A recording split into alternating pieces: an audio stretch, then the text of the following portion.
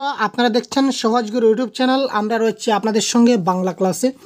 তো আজকে আমরা বাংলা অন্য একটি সাবজেক্ট নিয়ে আলোচনা করব, অর্থাৎ টপিক নিয়ে আলোচনা করব। আজকে আমরা আলোচনা করব ভাষা শিখনে ব্যাকরণের ভূমিকা কী।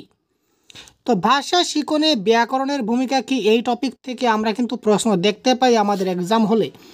সুতরাং প্রত্যেকটা টপিক থেকে প্রশ্ন আসে, ডিপলি অ্যানালাইজ করব। ক্লাসটা একটু দীর্ঘ হবে, সুতরাং আপনারা মনোযোগ সহকারে অবশ্যই শেষ পর্যন্ত দেখতে থাকবেন। এটাই হচ্ছে প্রত্যাশা। বেশি আমরা খুব ভালো করে খুঁটিয়ে খুঁটিয়ে জিনিসগুলোকে বুঝিয়ে দেওয়ার চেষ্টা করব। ঠিক আছে ভাই? তো দেখুন, কিছু কিছু পয়েন্ট রয়েছে, সে পয়েন্টগুলো আগে ডিসকাস করি। অনেকে মনে করেন মাতৃভাষা শিক্ষার ক্ষেত্রে ব্যাকরণ অপরিহার্য নয়। অনেক আছেন যারা মনে করেন কি, আসল ব্যাপার কি সেটা আমরা ডিসকাশন করব, কিন্তু তার আগে কিছু পয়েন্ট আমরা জানি। অনেকে মনে করেন মাতৃভাষা শিক্ষার ক্ষেত্রে ব্যাকরণ জিনিসটা অপরিহার্য নয়। ব্যাকরণ জ্ঞানের সাহায্য ছাড়াই আমরা মাতৃভাষা গ্রহণ করতে পারি। তো অনেকে বলেন যে ব্যাকরণের যে জ্ঞান, এই ব্যাকরণ জ্ঞানের সাহায্য ছাড়াই আমরা মাতৃভাষা ব্যবহার করতে পারি।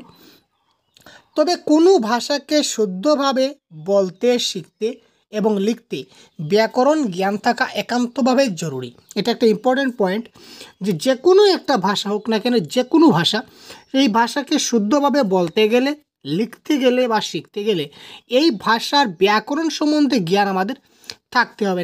না হলে এই ভাষাটা সম্পূর্ণরূপে 100% আমি শিখতে পারবো না, শেখা সম্ভব নয়। ব্যাকরণের যথাযথ জ্ঞান ভাষা প্রয়োগের ক্ষেত্রে সাবলীলতা নিয়ে আসে। তো এই ক্লাসের পর এই টপিকের উপর কিছু এমসিকিউ থাকছে, যেগুলো আপনারা সলভ করবেন, সুতরাং শেষ পর্যন্ত সাথে থাকুন। ব্যাকরণের যথাযথ জ্ঞান ভাষা প্রয়োগের ক্ষেত্রে সাবলীলতা নিয়ে আসে। ব্যাকরণের যথাযথ জ্ঞান যদি আমরা জানি, তাহলে ভাষা প্রয়োগের ক্ষেত্রে যে সাবলীলতা যেটা জিনিস রয়েছে সেটা নিয়ে আসবে, জটিলতাটা থাকবে না, জটিলতাটা কেটে যাবে। বাংলা ব্যাকরণ শিক্ষাদানের প্রয়োজনীয়তা ব্যাপক বলা যেতে পারে। ঠিক আছে? তো বাংলা ব্যাকরণ শিক্ষাদানের যেটা প্রয়োজনীয়তা, ব্যাকরণ শিক্ষণের প্রয়োজনীয়তা যেটা রয়েছে সেটা ব্যাপক। ভাষা হলো ভাবের বাহন, আর ব্যাকরণ হলো সেই বাহনের বিজ্ঞান। এই রিলেটেড একটা কথা কি বলেছে দেখুন, ভাষা হলো ভাবের একটা বাহন। আমরা যে মনের ভাব প্রকাশ করি, এই ভাষাটা হচ্ছে ভাবের একটা বাহন, আর ব্যাকরণ হলো সেই বাহনের বিজ্ঞান। তো বিজ্ঞানকে কাজে যদি লাগাই, ব্যাকরণকে কাজে লাগাই, তখন সেই ভাবটা আমরা খুব ভালোভাবে প্রকাশ করতে পারবো, ফোকাস করতে পারবো। কার মাধ্যমে? ভাষার মাধ্যমে, অর্থাৎ ব্যাকরণের মাধ্যমে। বাংলা ভাষায় প্রথম ব্যাকরণ রচনা করেন পর্তুগিজ পাদরি মনোয়েল দা এম্পুসমাম ম্যানুয়াল দা অ্যাজামসাম। এই গ্রন্থটি তিনি রচনা করেছিলেন। নেক্সট দেখুন পরবর্তী পয়েন্টে কী দিয়েছে। এই পয়েন্টগুলি থেকে কিন্তু প্রশ্ন আসবে। আপনারা বলছেন স্যার আপনি শুধু পয়েন্ট দিচ্ছেন, আরে ভাই পয়েন্টগুলোও তো ইম্পর্টেন্ট। ব্যাকরণ জ্ঞান ভাষাকে শুদ্ধভাবে প্রয়োগ করতে সাহায্য করে। ব্যাকরণ জ্ঞান ভাষাকে কি করবে?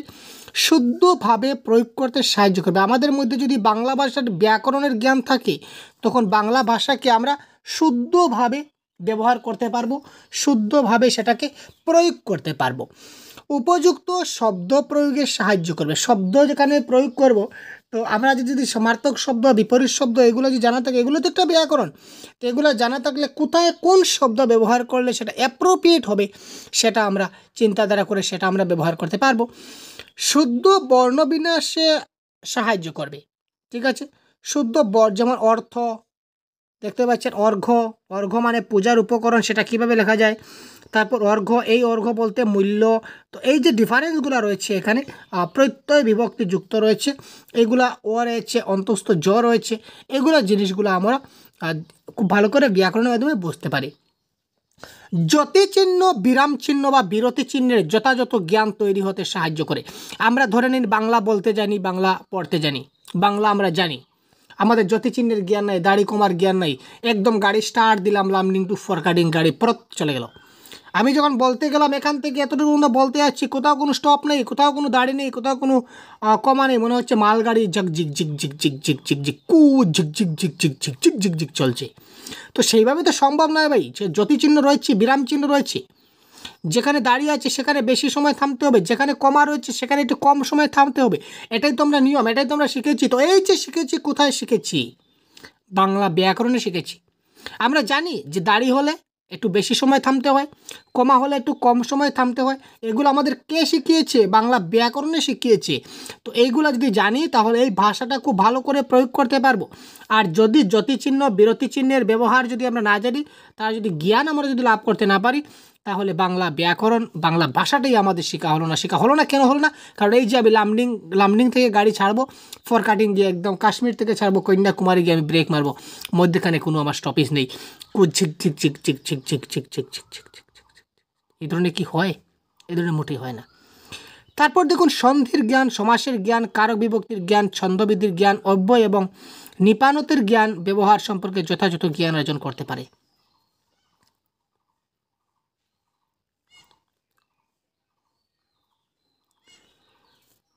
সন্ধি সম্বন্ধে জ্ঞান থাকতে হবে। ব্যাকরণের সন্ধি যদি ভালো মতো না জানি তাহলে কিন্তু হবে না। কেন হবে না? বিভিন্ন শব্দ রয়েছে, বিভিন্ন শব্দকে ভেঙে ভেঙে বলার প্রয়োজন আছে। বিভিন্ন শব্দকে ভেঙে বলতে গেলে সন্ধির জ্ঞান লাগবে। সমাস, বিভিন্ন পদকে এক পদে পরিণত করতে হবে, তার জন্য সমাস লাগবে।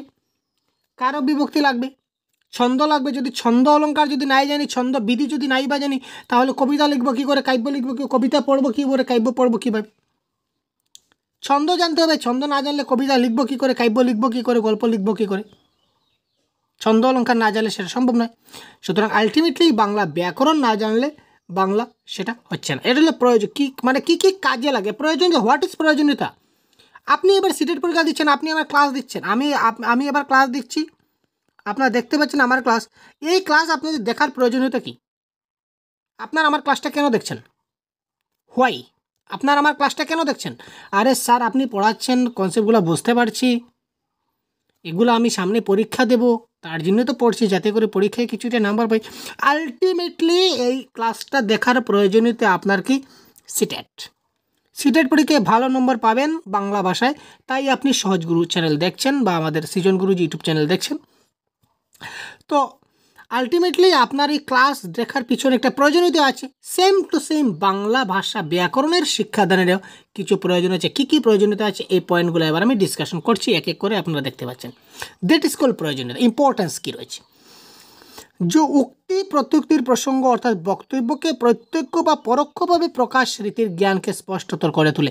কিছু কিছু বক্তব্য রয়েছে প্রত্যক্ষভাবে ডাইরেক্ট কিছু স্পিচ বা ইনডাইরেক্ট স্পিচ, এইগুলো কিন্তু আমাদেরকে কী করতে হবে? জানতে হবে। ব্যাকরণ বাক্য বিশ্লেষণের সাহায্য করে। ব্যাকরণটা একটা বাক্যকে আমরা বিশ্লেষণ করতে আমরা কী করি? সাহায্য করে। বাগধারা ও বিশিষ্টার্থক শব্দের প্রয়োগ, বাগধারা এবং বিশিষ্টার্থক যে শব্দ রয়েছে সেটা আমরা প্রয়োগ করতে পারি। ভাষার ক্ষেত্রে ব্যাকরণের যথাযথ জ্ঞান ভাষাকে অবক্ষয়ের হাত থেকে রক্ষা করেও তাকে স্থায়ী রূপ দিতে সাহায্য করে। ঠিক আছে, ভাষার ক্ষেত্রে কি বলেছে দেখুন, ব্যাকরণের যথাযথ জ্ঞান যেটা রয়েছে সেটা ভাষাকে অবক্ষয়ের হাত থেকে রক্ষা করে তাকে স্থায়ী রূপ দেয়। বাংলা ভাষাটা যাতে নষ্ট না হয়, তার সেটাকে মানে বাঁচিয়ে সেটাকে একটা স্থায়ী রূপ দেয় বাংলা ব্যাকরণ। ব্যাকরণে যথেষ্ট জ্ঞান থাকলে দৃঢ় আত্মপ্রত্যয়ের সঙ্গে ভাষা ব্যবহার করা যায়, নতুন নতুন শব্দ সৃষ্টি করা যায়। বাংলা ব্যাকরণ সম্বন্ধে বা যে কোনো, শুধু বাংলা নয়, আমরা বাংলা নিয়ে ডিসকাস করছি, সব ক্ষেত্রে সমান হবে।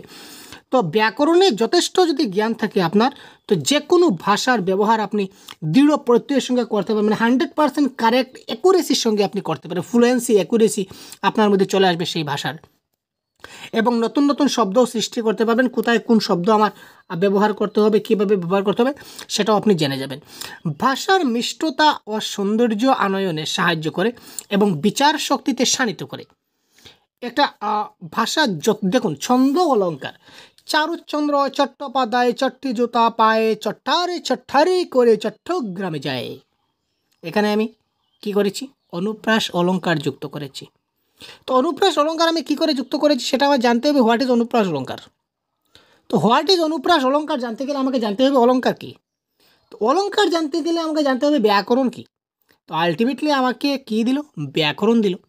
তো এই ব্যাকরণের সহযোগে আমি একটা বাক্য আপনাদের বললাম যে চারুচন্দ্র চট্টোপাধ্যায় চট্টে জুতা পায়ে ছট্টারে ছট্টারে করে চট্টগ্রামে যায়।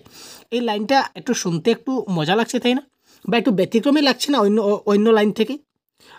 এই যে সৌন্দর্য প্রকাশ পেয়েছে, সৌন্দর্য বোধ, সৌন্দর্য আনয়নে সাহায্য করে, কে সাহায্য করে? সেই বাংলা ব্যাকরণ। ব্যাকরণ ভাষার উচ্চারণের জ্ঞান বৃদ্ধি করে। ব্যাকরণ ভাষায় কী করে? উচ্চারণের জ্ঞান বৃদ্ধি করে। যেমন বেলা সকালবেলা স্কুলে যায়, যেমন বেলা সকালবেলা, আমরা বেলা সকালবেলা বলবো না, ডাইরেক্ট বলবো সকালবেলা স্কুলে যায়। এটা বাংলা ব্যাকরণ উচ্চারণের বৃদ্ধিতে সাহায্য করলো। এখানে বেলা দুবার দুরকম অর্থ নিয়ে ব্যবহার হয়েছে। বেলা সকালবেলা স্কুলে যায়, এখানে এই বেলা এবং ওই বেলা, দুটা বেলা কিন্তু নামে বেলা, কিন্তু কামে অন্য বেলা। কি এখানে বেলা বলতে কি বোঝানো হয়েছে একটু বুঝুন তো। বেলা সকালবেলা স্কুলে যায়, ব্যাপারটা বুঝুন। এখানে একটি বেলার নাম্বার 1 বেলা, এখানে নাম্বার 2 বেলা, দুটি বেলার অর্থ কি? এই যে বেলা, এই বেলা দুটো শব্দ কিন্তু সমান, বেলা বেলা, কিন্তু তার অর্থ কিন্তু দুটা। দুইটি শব্দ দুইবার ভিন্ন অর্থে যদি প্রযুক্ত হয় তখন সেটা কোন অর্থ প্রকাশ পায়? যমক অলঙ্কার। ঠিক আছে, আলটিমেটলি আমরা কই গেলাম? বাংলা ব্যাকরণে গেলাম। তো এই বেলা হচ্ছে একটি মেয়ের নাম। বেলা হচ্ছে কি একটা মেয়ের নাম, যে ওই বেলা নামক মেয়েটি সকালবেলা স্কুলে যায়। এই বেলা বলতে সময়, সকাল সময়। ঠিক আছে, তো এই বেলা বলতে একটা মেয়ের নাম, কিন্তু বেলা কিন্তু ব্যবহার হয়েছে, তাই না? এখানে বাংলা ব্যাকরণের কারিমতি আছে কি না, আছে না বলুন। এবার দেখব আমরা ব্যাকরণ শিক্ষার স্তর ভেদ। ব্যাকরণ শিক্ষার কয়েকটি স্তর আছে, আমরা খুব মানে চট করে একটু তাড়াতাড়ি আমরা জিনিসগুলো দেখার চেষ্টা করব। ব্যাকরণ শিক্ষার ক্ষেত্রে বিশেষজ্ঞরা দ্বাদশ শ্রেণী পর্যন্ত 4টা স্তরের কথা উল্লেখ করেছেন, যেটা আমরা জেনে নিই, জানলে অবশ্যই আমাদের কাজে লাগবে। প্রথম স্তর হবে পঞ্চম শ্রেণী থেকে ষষ্ঠ শ্রেণী পর্যন্ত, যেটা ফার্স্ট স্টেজ বা প্রথম স্তর, সেটা হবে পঞ্চম শ্রেণী থেকে ষষ্ঠ শ্রেণী, ক্লাস 5 থেকে ক্লাস 6। এই শ্রেণীতে ধ্বনি, বর্ণ, সন্ধি, পদ, পদান্তর সাধন, লিঙ্গ, বচন, পুরুষ, কারকগুলির প্রাথমিক পরিচয় দেওয়ার কথা বলা হয়েছে। আমরা ব্যাকরণ শিক্ষার স্তরভেদ, অর্থাৎ কোন সময় কোন শিক্ষার্থীকে কি ব্যাকরণ শেখাবো বা কি ব্যাকরণ বিষয়ে জানাবো, এই বিষয়ে একটা নির্দিষ্ট আমাদের কি দেওয়া আছে, একটা টার্গেট দেওয়া আছে, গোল দেওয়া আছে। প্রথম স্তর হচ্ছে ক্লাস 5 থেকে ক্লাস 6। এই সময়ে প্রথম স্তরে আমরা কি করতে পারি? এই শ্রেণীতে আমরা কি করতে পারি? ধ্বনি, বর্ণ, সন্ধি, পদ, পদান্তর, তারপর লিঙ্গ, বচন, পুরুষ, কারক ইত্যাদি প্রাথমিক পরিচয় আমরা দিতে পারি। ঠিক আছে, প্রথম স্তরে কেবল স্বরসন্ধি শিখবে। এখানে সন্ধি আমরা বলেছি, এখানে সন্ধি বলতে শুধুমাত্র স্বরসন্ধি থাকবে, ব্যঞ্জন সন্ধি এবং বিসর্গ সন্ধি থাকছে না। কোনো সময় নিপাতন সন্ধির উল্লেখ করা যাবে না, বা নিপাতনের সন্ধিও এখানে কিন্তু থাকছে না। তার পরবর্তী দেখছি আমরা দ্বিতীয় স্তরে কি দিয়েছি দেখি। দ্বিতীয় স্তর হবে সপ্তম শ্রেণী থেকে অষ্টম শ্রেণী, মানে ক্লাস 7 থেকে ক্লাস 8। দ্বিতীয় স্তর হবে পূর্ণাঙ্গ ও বিসর্গ সন্ধি, মানে সম্পূর্ণ সন্ধি এখানে শেষ করতে হবে, সম্পূর্ণ সন্ধি। খাঁটি বাংলা সন্ধির পরিচয় দেওয়া যাবে না, যেমন নত্যবিধি, সত্যবিধি, লিঙ্গ, বচন, পুরুষ, উপসর্গ, অনুসর্গ, বিশেষণ, সর্বনাম, সমাস ইত্যাদির প্রাথমিক দেওয়া যাবে। ক্রিয়ার কাল থাকলেও প্রধানত 3টি কালের কথা বলতে হবে, গোটা কালের রূপ পড়াবার দরকার নেই। ঠিক আছে, শুধুমাত্র 3টা কাল রয়েছে, বর্তমান, অতীত, ভবিষ্যৎ। এখানে পুরা গঠিত বর্তমান কি, নিত্যবিত্ত অতীত কি, তারপর ভবিষ্যৎ অনুজ্ঞা কি, বর্তমান অনুজ্ঞা কি, এগুলি তাদের দেওয়ার দরকার নেই। তারপর দেখুন থার্ড স্টেজ, তৃতীয় স্তরে অর্থাৎ নবম শ্রেণীতে সাধু চলিত ভাষার প্রয়োগ, শব্দ, পদ, শব্দ, বিবিধ শব্দভাণ্ডার, স্বরভক্তি প্রভৃতি পরিচয়, ধাতু, প্রত্যয়, সমাস, কারকের পূর্ণাঙ্গ আলোচনা, বাচ্য প্রভৃতি পড়ানো হবে। এই সবগুলি হচ্ছে এখানে মেইন পয়েন্ট। তারপর চতুর্থ স্তরে রয়েছে একাদশ এবং দ্বাদশ শ্রেণী। একাদশ ও দ্বাদশ শ্রেণীতে একটু উঁচু পর্যায়ের সাধুচলিত রীতির ব্যবহার, শব্দের অর্থ পরিবর্তন, বাক্য পরিবর্তন, বাচ্য পরিবর্তন, ছেদ ও জ্যোতিচিহ্নের ব্যবহার পড়ানো হবে। বর্তমানে ছন্দ এবং অলকার পাঠ্যসূচিতে রয়েছে। তো এবার দেখি আমরা মেইন ইম্পর্টেন্ট পয়েন্ট যেটা আমরা ডিসকাস করবো, এটা হচ্ছে কি ব্যাকরণ শিক্ষাদানে আমাদের কিছু সমস্যা থাকে। তারপর আমরা ব্যাকরণের শিক্ষাদানের পদ্ধতিটাও দেখব। ঠিক আছে, ব্যাকরণ শিক্ষাদানে কিছু সমস্যা থাকে, এটা আমরা দেখব। তারপর ব্যাকরণ শিক্ষাদানের পদ্ধতি সম্বন্ধে আমরা জানব। তারপর দেখুন আপাত কাঠিন্য, নানা বিধি নিয়মের জটিলতা। আপাত দৃষ্টিতে কিছু কাঠিন্য থাকে, কিছু কঠিন বিষয় থাকে, নানা বিধি নিয়মের কিছু জটিলতা দেখা যায়। শিক্ষকদের এই ক্ষেত্রে কিছু অনীহা দেখা যায়, শিক্ষকরা অনীহা প্রকাশ করেন। ব্যাকরণের চেতনার অভাব, এখানে ব্যাকরণ চেতনার একটা অভাব দেখা দেয়। ব্যাকরণ বাস্তব উপযোগিতার সীমাবদ্ধতা, ব্যাকরণের যেটা বাস্তব উপযোগিতা রয়েছে এটা একটা সীমাবদ্ধতা রয়েছে। বিশিষ্ট শব্দের প্রতি অনীহা, কিছু কিছু শব্দ আছে শব্দের প্রতি অনীহা মধ্যে মধ্যে সৃষ্টি হয়। গতানুগতিক পদ্ধতির ব্যবহার, আরে আগে থেকে যে ট্রেডিশনাল সিস্টেমে চলে আসছে ওই সিস্টেমেই চলছে, যার কারণে সেটা বেশি ভালো বোঝাচ্ছে না। উপযুক্ত শিক্ষকের অভাব, ব্যাকরণ শিক্ষাদানের জন্য যে প্রশিক্ষণপ্রাপ্ত বা এইভাবে মানে ভালো মতো যে বুঝিয়ে দিতে পারবে এ ধরনের শিক্ষকের অভাব দেখা যায়। তারপর ব্যাকরণ শিক্ষাদানের করার জন্য যে টিএলএম এর কিছুটা অভাব উপভোগ করা যায়। এই ছিল বিভিন্ন সমস্যা। এবার আমরা যে বিষয়টা আলোচনা করবো মোস্ট ইম্পর্টেন্ট পয়েন্ট এবং লাস্ট পয়েন্ট, তারপরে এমসিকিউ যাব। ব্যাকরণ শিক্ষাদানের পদ্ধতি, এখান থেকে কিন্তু প্রশ্ন আসে। বেশ কয়েকটা পদ্ধতি, অনেকগুলা পদ্ধতি আছে, তার মধ্য থেকে আমি আজকে টোটাল 7টা পদ্ধতি নিয়ে ডিসকাস করব। সুতরাং এই 7টি পদ্ধতি থেকে আমরা কীভাবে শিশুদের ব্যাকরণ শিক্ষাদান দিতে পারি। আগেই উল্লেখ করা হয়েছে প্রত্যেক শ্রেণীর জন্য ব্যাকরণের সুনির্দিষ্ট পাঠ্যক্রম থাকা উচিত। আগে আমি ডিসকাস করছি যে ব্যাকরণ শিক্ষাদানের জন্য কোন শ্রেণীতে কোন পাঠ্যক্রম, যেমন ক্লাস 5-এ 6-এ কী দেওয়া হবে, ক্লাস 7-এ কী দেওয়া হবে, 8-এ কী দেওয়া হবে, 9-এ কী দেওয়া হবে, প্রত্যেক ক্লাস ওয়াইজ একটা নির্দিষ্ট কী দেওয়া রয়েছে, একটা সুনির্দিষ্ট পাঠ্যক্রম বা কারিকুলার দেওয়া রয়েছে। বিদ্যালয়ে সাধারণত নিম্নলিখিত পদ্ধতিসমূহ অবলম্বন করে ব্যাকরণ শিক্ষাদান করা হয়, সেগুলি প্রত্যেকটি ব্যাখ্যা করা হলো। যেমন ব্যাখ্যা আমি একটু করছি। 1 নম্বর হচ্ছে সিদ্ধান্ত বা সূত্র পদ্ধতি, ফর্মুলা মেথড। ব্যাকরণ শিক্ষাদান কি করে দেওয়া হয়?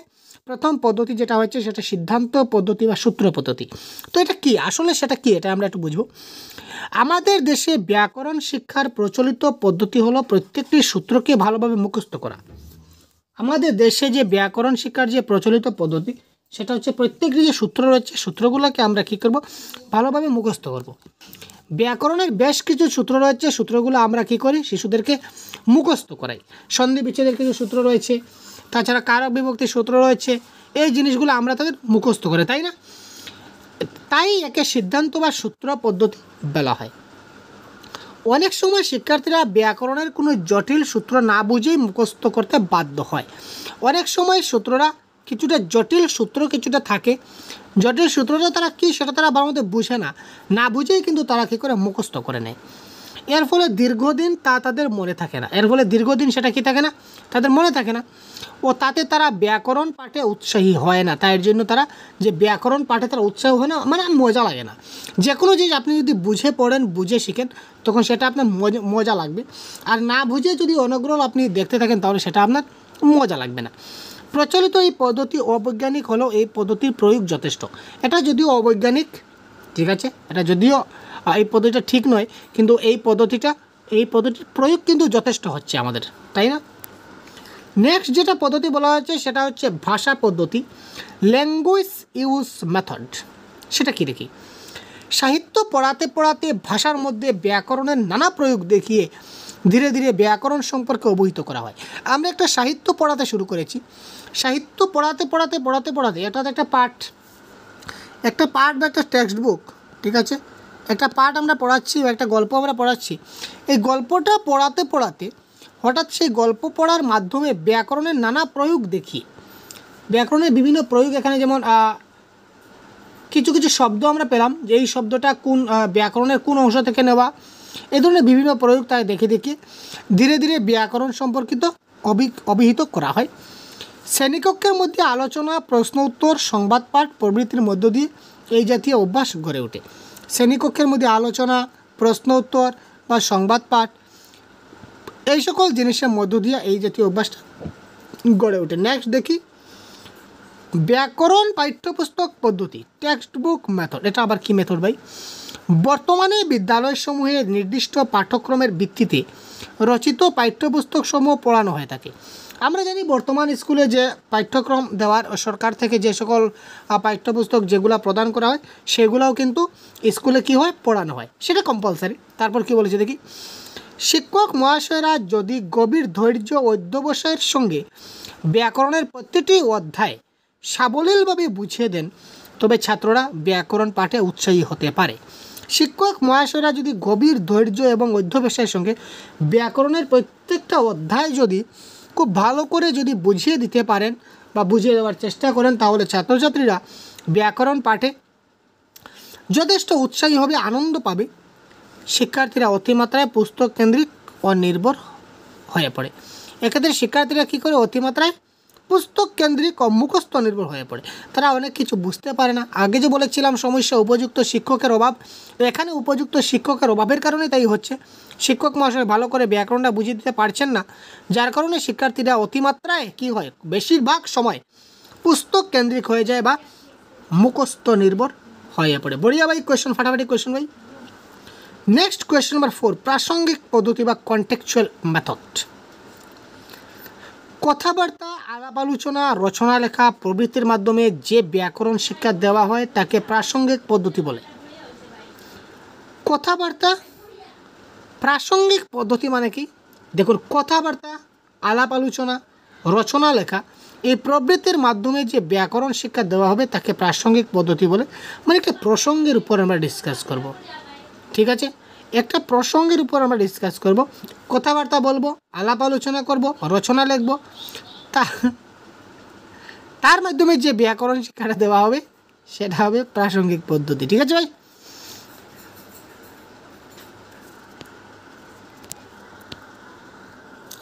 প্রচলিত পাঠ্যক্রম সময়ে টেক্সচুয়াল গ্রামার খানিকটা এই জাতীয়। প্রচলিত যে আমাদের পাঠ্যক্রম রয়েছে এই পাঠ্যক্রমে কিন্তু কিছুটা গ্রামার দেওয়া থাকে, এই গ্রামারটাও কিন্তু এই জাতীয়। তবে ব্যাকরণ সম্পর্কে বিশেষ জ্ঞান না থাকলে এই পদ্ধতি কার্যকর হয় না। তবে ব্যাকরণ সম্বন্ধে একটু বিশেষ জ্ঞান থাকা দরকার, না হলে তো সেই পাঠে ব্যাকরণ দিয়েছে, আপনিও সেই ব্যাকরণগুলোকে পাঠে দিয়েছে, তো কী হয়েছে? আপনিও মুখস্থ করে ফেলবেন গড় গড় করে। তো আলটিমেটলি আপনি সেই প্রাসঙ্গিক পদ্ধতি যাচ্ছেন না, আপনি যাচ্ছেন কি সেই মুখস্থ পদ্ধতি বলুন বা টেক্সট বুক মেথডে বলুন। নেক্সট মেথড কি বলেছে দেখি। নেক্সট মেথড হচ্ছে বিশ্লেষণ পদ্ধতি, অ্যানালাইটিক মেথড। নির্দিষ্ট সূত্রগুলিকে উদাহরণের সাহায্যে বারবার বিশ্লেষণ করে শিক্ষার্থীর কাছে উপস্থাপন করতে হবে। নির্দিষ্ট যে সূত্র রয়েছে এই সূত্রগুলোকে আমরা কি করতে পারি? সূত্রগুলোকে উদাহরণের সাহায্যে আমরা বারবার বিশ্লেষণ করে শিক্ষার্থীদের কাছে সেই জিনিসগুলো উপস্থাপন করতে হবে। বারবার প্রয়োগ করতে করতে ব্যাকরণের সূত্র ও তার ব্যবহার ছাত্রছাত্রীদের মধ্যে দাগ রেখে যাবে। অর্থাৎ একটা জিনিস যদি বারবার বিশ্লেষণ করি, একটা জিনিস বারবার অ্যানালাইজ যদি করি, অর্থাৎ এক লেখাকে 100 বার যদি লিখি, তাহলে কি আমরা শিখে যাব। বারবার প্রয়োগ করতে করতে ব্যাকরণের সূত্র ও তার ব্যবহার ছাত্রছাত্রীদের মধ্যে দাগ রেখে যাবে। স্মরণীয় যে উপস্থাপিত উদাহরণগুলি যেন নির্বাচিত, সুপ্রযুক্ত, সহজবুদ্ধ ও শ্রেণীর উপযোগী হয়। এটা মনে রাখতে হবে যে আমরা বিশ্লেষণ পদ্ধতিতে যে জিনিসগুলো শেখাবো তার উদাহরণ দিব, সেটা যেন পাঠ্যপুস্তক নির্বাচিত হয় এবং আগে যে আমরা কারিকুলাম লেভেল বলেছিলাম, যে লেভেলে যা দরকার সেই লেভেলে আমরা দেব। এবার যদি ক্লাস 5-এর বাচ্চাকে যদি ছন্দলঙ্কার দিয়ে দিই, সেটা কিন্তু সম্ভব নয়, এইদিকে একটু দৃষ্টি রাখতে হবে। তারপরের পদ্ধতি হচ্ছে দেখুন অবরোহী পদ্ধতি, বড়িয়া পদ্ধতি হবে অবরোহী পদ্ধতি। অবরোহী আরোহী থেকে ম্যাক্সিমাম প্রশ্ন আসতে দেখা যায়, জিনিসগুলো খুব ভালো করে বুঝবেন। এই পদ্ধতি তর্কবিজ্ঞানের ডিডাকটিভ লজিকের মূল সূত্র অনুসারে পরিকল্পিত। এই পদ্ধতি বর্তমানে খুব প্রচলিত। সূত্র থেকে উদাহরণের জ্ঞান আরোহণের প্রীতিকে তর্কবিজ্ঞানে অবরোহী পদ্ধতি বলা হয়। অবরোহী পদ্ধতি কি? সূত্র থেকে উদাহরণের দিকে যাব। প্রথমে আমি তাদের সূত্র শিখিয়ে দেব, তারপর সূত্র মাধ্যমে আমি কোথায় যাব? উদাহরণে যাব। সূত্র হলো সমস্ত মানুষ মরণশীল, সমস্ত প্রাণী মরণশীল, গরু একটি প্রাণী। সূত্রটা কি দেখুন, সূত্রটাকে কী বলেছে? সমস্ত প্রাণী মরণশীল। এবার যদি সমস্ত প্রাণী যদি মরণশীল হয় তাহলে গরু একটা প্রাণী, তো তার মানে আলটিমেটলি কী দাঁড়ালো? গরুই মরণশীল। তো সূত্রই থেকে উদাহরণ কী দিলাম? উদাহরণে দিলাম হচ্ছে কি গরু মরণশীল, আর সূত্র কী দিলাম? সমস্ত প্রাণী মরণশীল, ঠিক আছে?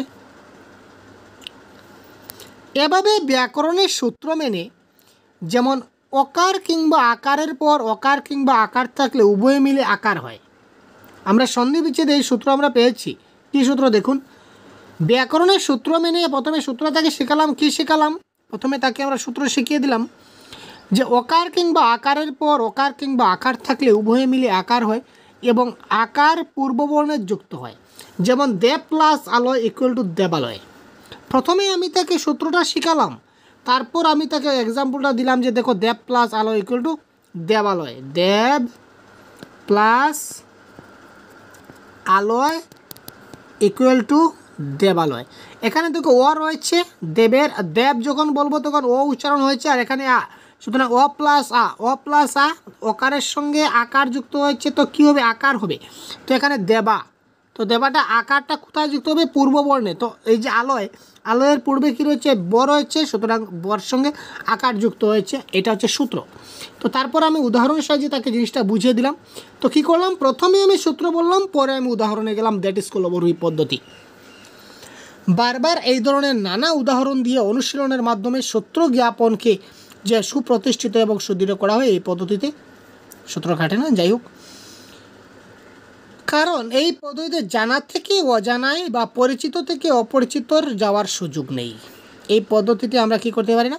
জানা থেকে অজানায় যাই না। এই পদ্ধতিতে অজানা থেকে জানার দিকে যাওয়া যায়, আননোন থেকে নৌনে যাওয়া যায়।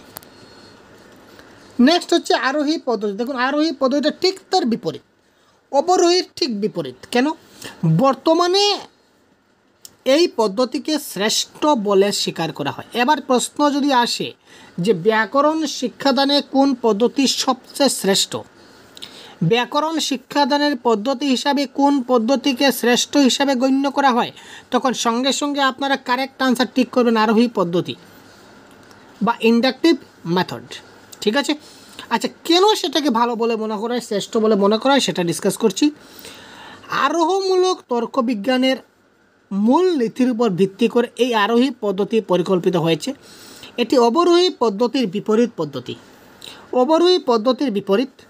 প্রথমে উদাহরণগুলিকে বিশ্লেষণ করে দেওয়া হবে। প্রথমে 4-5টা উদাহরণ দেওয়া হবে। যেমন এখানে দেখুন, হিম যুগ আচল ইকুয়াল টু হিমাচল, হিম যুগ আলয় ইকুয়াল টু হিমালয়, কথা যুগ অমৃত ইকুয়াল টু কথামৃত। এখান থেকে আমরা কি বুঝলাম? ও প্লাস ও ইকুয়াল টু আ হলো, ও প্লাস আ ইকুয়াল টু আ হলো, আ প্লাস ও ইকুয়াল টু আ হলো, আবার বিদ্যাযুগ আলো ইকুয়াল টু বিদ্যালয়, আ প্লাস আ ইকুয়াল টু আ হলো। তার মানে আমরা সূত্রে যেতে চাই, এই 4টা আমরা উদাহরণ দিলাম, তো 4টা উদাহরণ দিয়ে প্রায় সমান হচ্ছে। তার মানে আমরা একটা উদাহরণে আমরা একটা সিদ্ধান্তে যেতে পারি যে ও প্লাস আ প্লাস ও, আ প্লাস আ, এগুলি যখনই হবে তখন সবগুলো মিলিয়ে কি হয়? আকার হয়। ও এর সঙ্গে অকার যুক্ত হলে বা আয়ের সঙ্গে অকার যুক্ত হলে উভয়ে মিলে আ হয়। এটা একটা সূত্রই আমরা যেতে পারি। তো প্রথমে আমরা কি করলাম? এক্সাম্পল দিলাম। তো এক্সাম্পল টু আমরা কোথায় গেলাম? রুল গেলাম। ঠিক আছে? এত এবার সূত্র হলো অকার কিংবা আকারের পর অকার কিংবা আকার থাকলে উভয়ে মিলে আকার হয়, আর ওই আকারের আগের বর্ণে যুক্ত হয়। তো উদাহরণ বিশ্লেষণ করে সূত্র বা সিদ্ধান্তে নির্ণীত হয় বলে এটিকে অনেকে বিশ্লেষণ পদ্ধতি বলে মনে করেন। তো এই পদ্ধতিতে আবার অনেকে বিশ্লেষণ পদ্ধতি বলেও মনে করেন। তো হ্যালো বন্ধুরা, এই ছিল আমাদের আজকের ক্লাস। তো এবার চলবো আমরা কিছুটা এমসিকিউ ডিসকাশন করতে। কনসেপ্টের ক্লাস আজকের মতো এখানে বিদায় নেব। তো এই কয়েকটি প্রশ্ন, বেশি নয় বেশ কয়েকটি প্রশ্ন, একদম ছোট প্রশ্ন, কয়েকটা প্রশ্ন নিয়েছি আজকের ক্লাসের উদ্দেশ্য করে ভিত্তি করে। তো এই প্রশ্নগুলির কারেক্ট আনসার কী হবে আপনারা কমেন্ট করুন, যেহেতু আপনারা সম্পূর্ণ ক্লাস দেখেছেন। তো এবার কারেক্ট আনসার কী হবে, কারণ এক্সাম হলে কিন্তু এমসিকিউ আপনাকে সলভ করতে হবে, আমি সলভ করবো না ভাই। এক্সাম হলে আপনাকেই এমসিকিউ সলভ করতে হবে। সুতরাং কোয়েশ্চেন আনসার কমেন্ট করুন খুব তাড়াতাড়ি। কারেক্ট আনসার 1 কী হয়?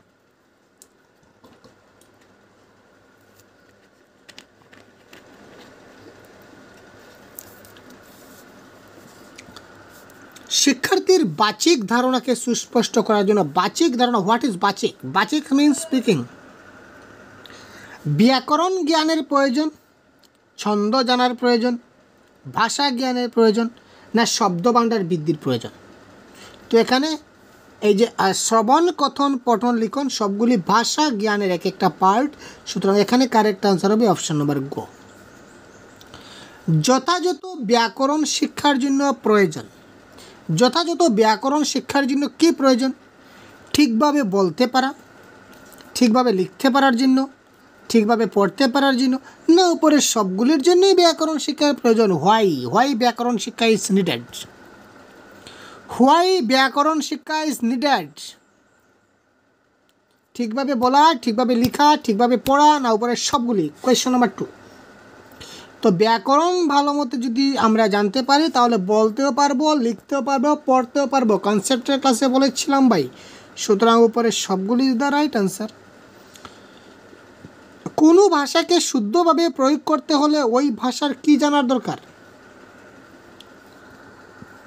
3 নম্বর, বড়িয়া কোয়েশ্চন।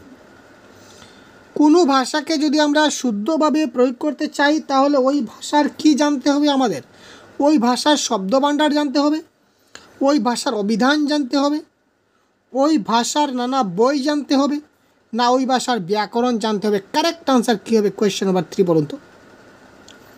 কোনো ভাষাকে যদি আমরা শুদ্ধভাবে প্রয়োগ করতে চাই তাহলে ওই ভাষার ব্যাকরণ জানাটা আমাদের পক্ষে যথেষ্ট দরকার, যথেষ্ট জরুরি। ঠিক আছে ভাই, জানতে হবে। বাংলা ভাষার একটি ব্যাকরণ প্রয়োজন, এটি কে আগে উপলব্ধি করেছিলেন? বড়িয়া কোয়েশ্চন ভাই। বাংলা ভাষার একটা ব্যাকরণের প্রয়োজন আছে, এই যে ভাবনা চিন্তাটা সর্বপ্রথম কে উপলব্ধি করেছিলেন? এদেশের মনীষীরা, অন্য দেশের মনীষীরা, এদেশে আগত বিদেশিরা, এদেশের ভাষাতত্ত্ববিদেরা? আপনারা জানলে আশ্চর্য হবেন, এদেশে আগত বিদেশিদের মাথায় প্রথমেই উপলব্ধি এসেছিল যে বাংলা ভাষার একটা ব্যাকরণের প্রয়োজন রয়েছে। আরোহী পদ্ধতিটি মনোবিজ্ঞানসম্মত পদ্ধতির কারণ কি? বড়িয়া কোয়েশ্চন, এই মাত্র জাস্ট প্রশ্ন করলাম, কারেক্ট আনসার এই মাত্র বলে দিয়েছি, মাত্র 2 মিনিট হলো ভাই। কারেক্ট আনসার 2-3 মিনিট আগে কিন্তু আনসারটা বলে দিয়েছি। কারেক্ট আনসার কী হবে বলুন ভাই, ফাটাফাটি। আরোহী পদ্ধতি মনোবিজ্ঞানসম্মত পদ্ধতির কারণ কি? এটি অজানা থেকে জানা যায়, বিমূর্ত থেকে মূর্ত যায়, জানা থেকে অজানা যায়, বিশেষ থেকে সাধারণ যায়। কোয়েশ্চন নম্বর 5। আরোহী পদ্ধতি জানা থেকে অজানায় যায়, কারণ অবরোহী পদ্ধতিটা আরোহী পদ্ধতির ঠিক বিপরীত। অবরোহী পদ্ধতি দেখেছি অজানা থেকে জানায় যায়, তার মানে আরোহী কী যাবে? জানা থেকে অজানায় যাবে। প্রথমে আমরা যে জিনিসটা জানবো, ওই জিনিসটা শিশুরা যে জিনিসটা জানে ওইটা নিয়ে ডিসকাস করবো, তারপর যে জিনিসটা জানে না ওটাকে ধরে ধরে আমি টেনে যাব। ঠিক আছে ভাই। অবরোহী পদ্ধতির বৈশিষ্ট্য, ওয়াও, আগে সূত্র পরে উদাহরণ, আগে উদাহরণ পরে সূত্র, শুধু নিয়মগুলি বোঝানো হয়, শুধু উদাহরণ বোঝানো হয়। Question number 6। শুধু নিয়ম শুধু উদাহরণ এই ধরনের কোনো কিছু ব্যাপার আমাদের বলা হয়নি। এখানে দুটো সমস্যা। সমস্যা নাম্বার 1 আগে সূত্র পরে উদাহরণ, আর কোয়েশ্চন নাম্বার প্রবলেম নাম্বার 2 আগে উদাহরণ পরে সূত্র। কোনটা correct? Question number 6 correct answer কী হবে? খুব তাড়াতাড়ি কমেন্ট বক্স হবে ফার্স্ট।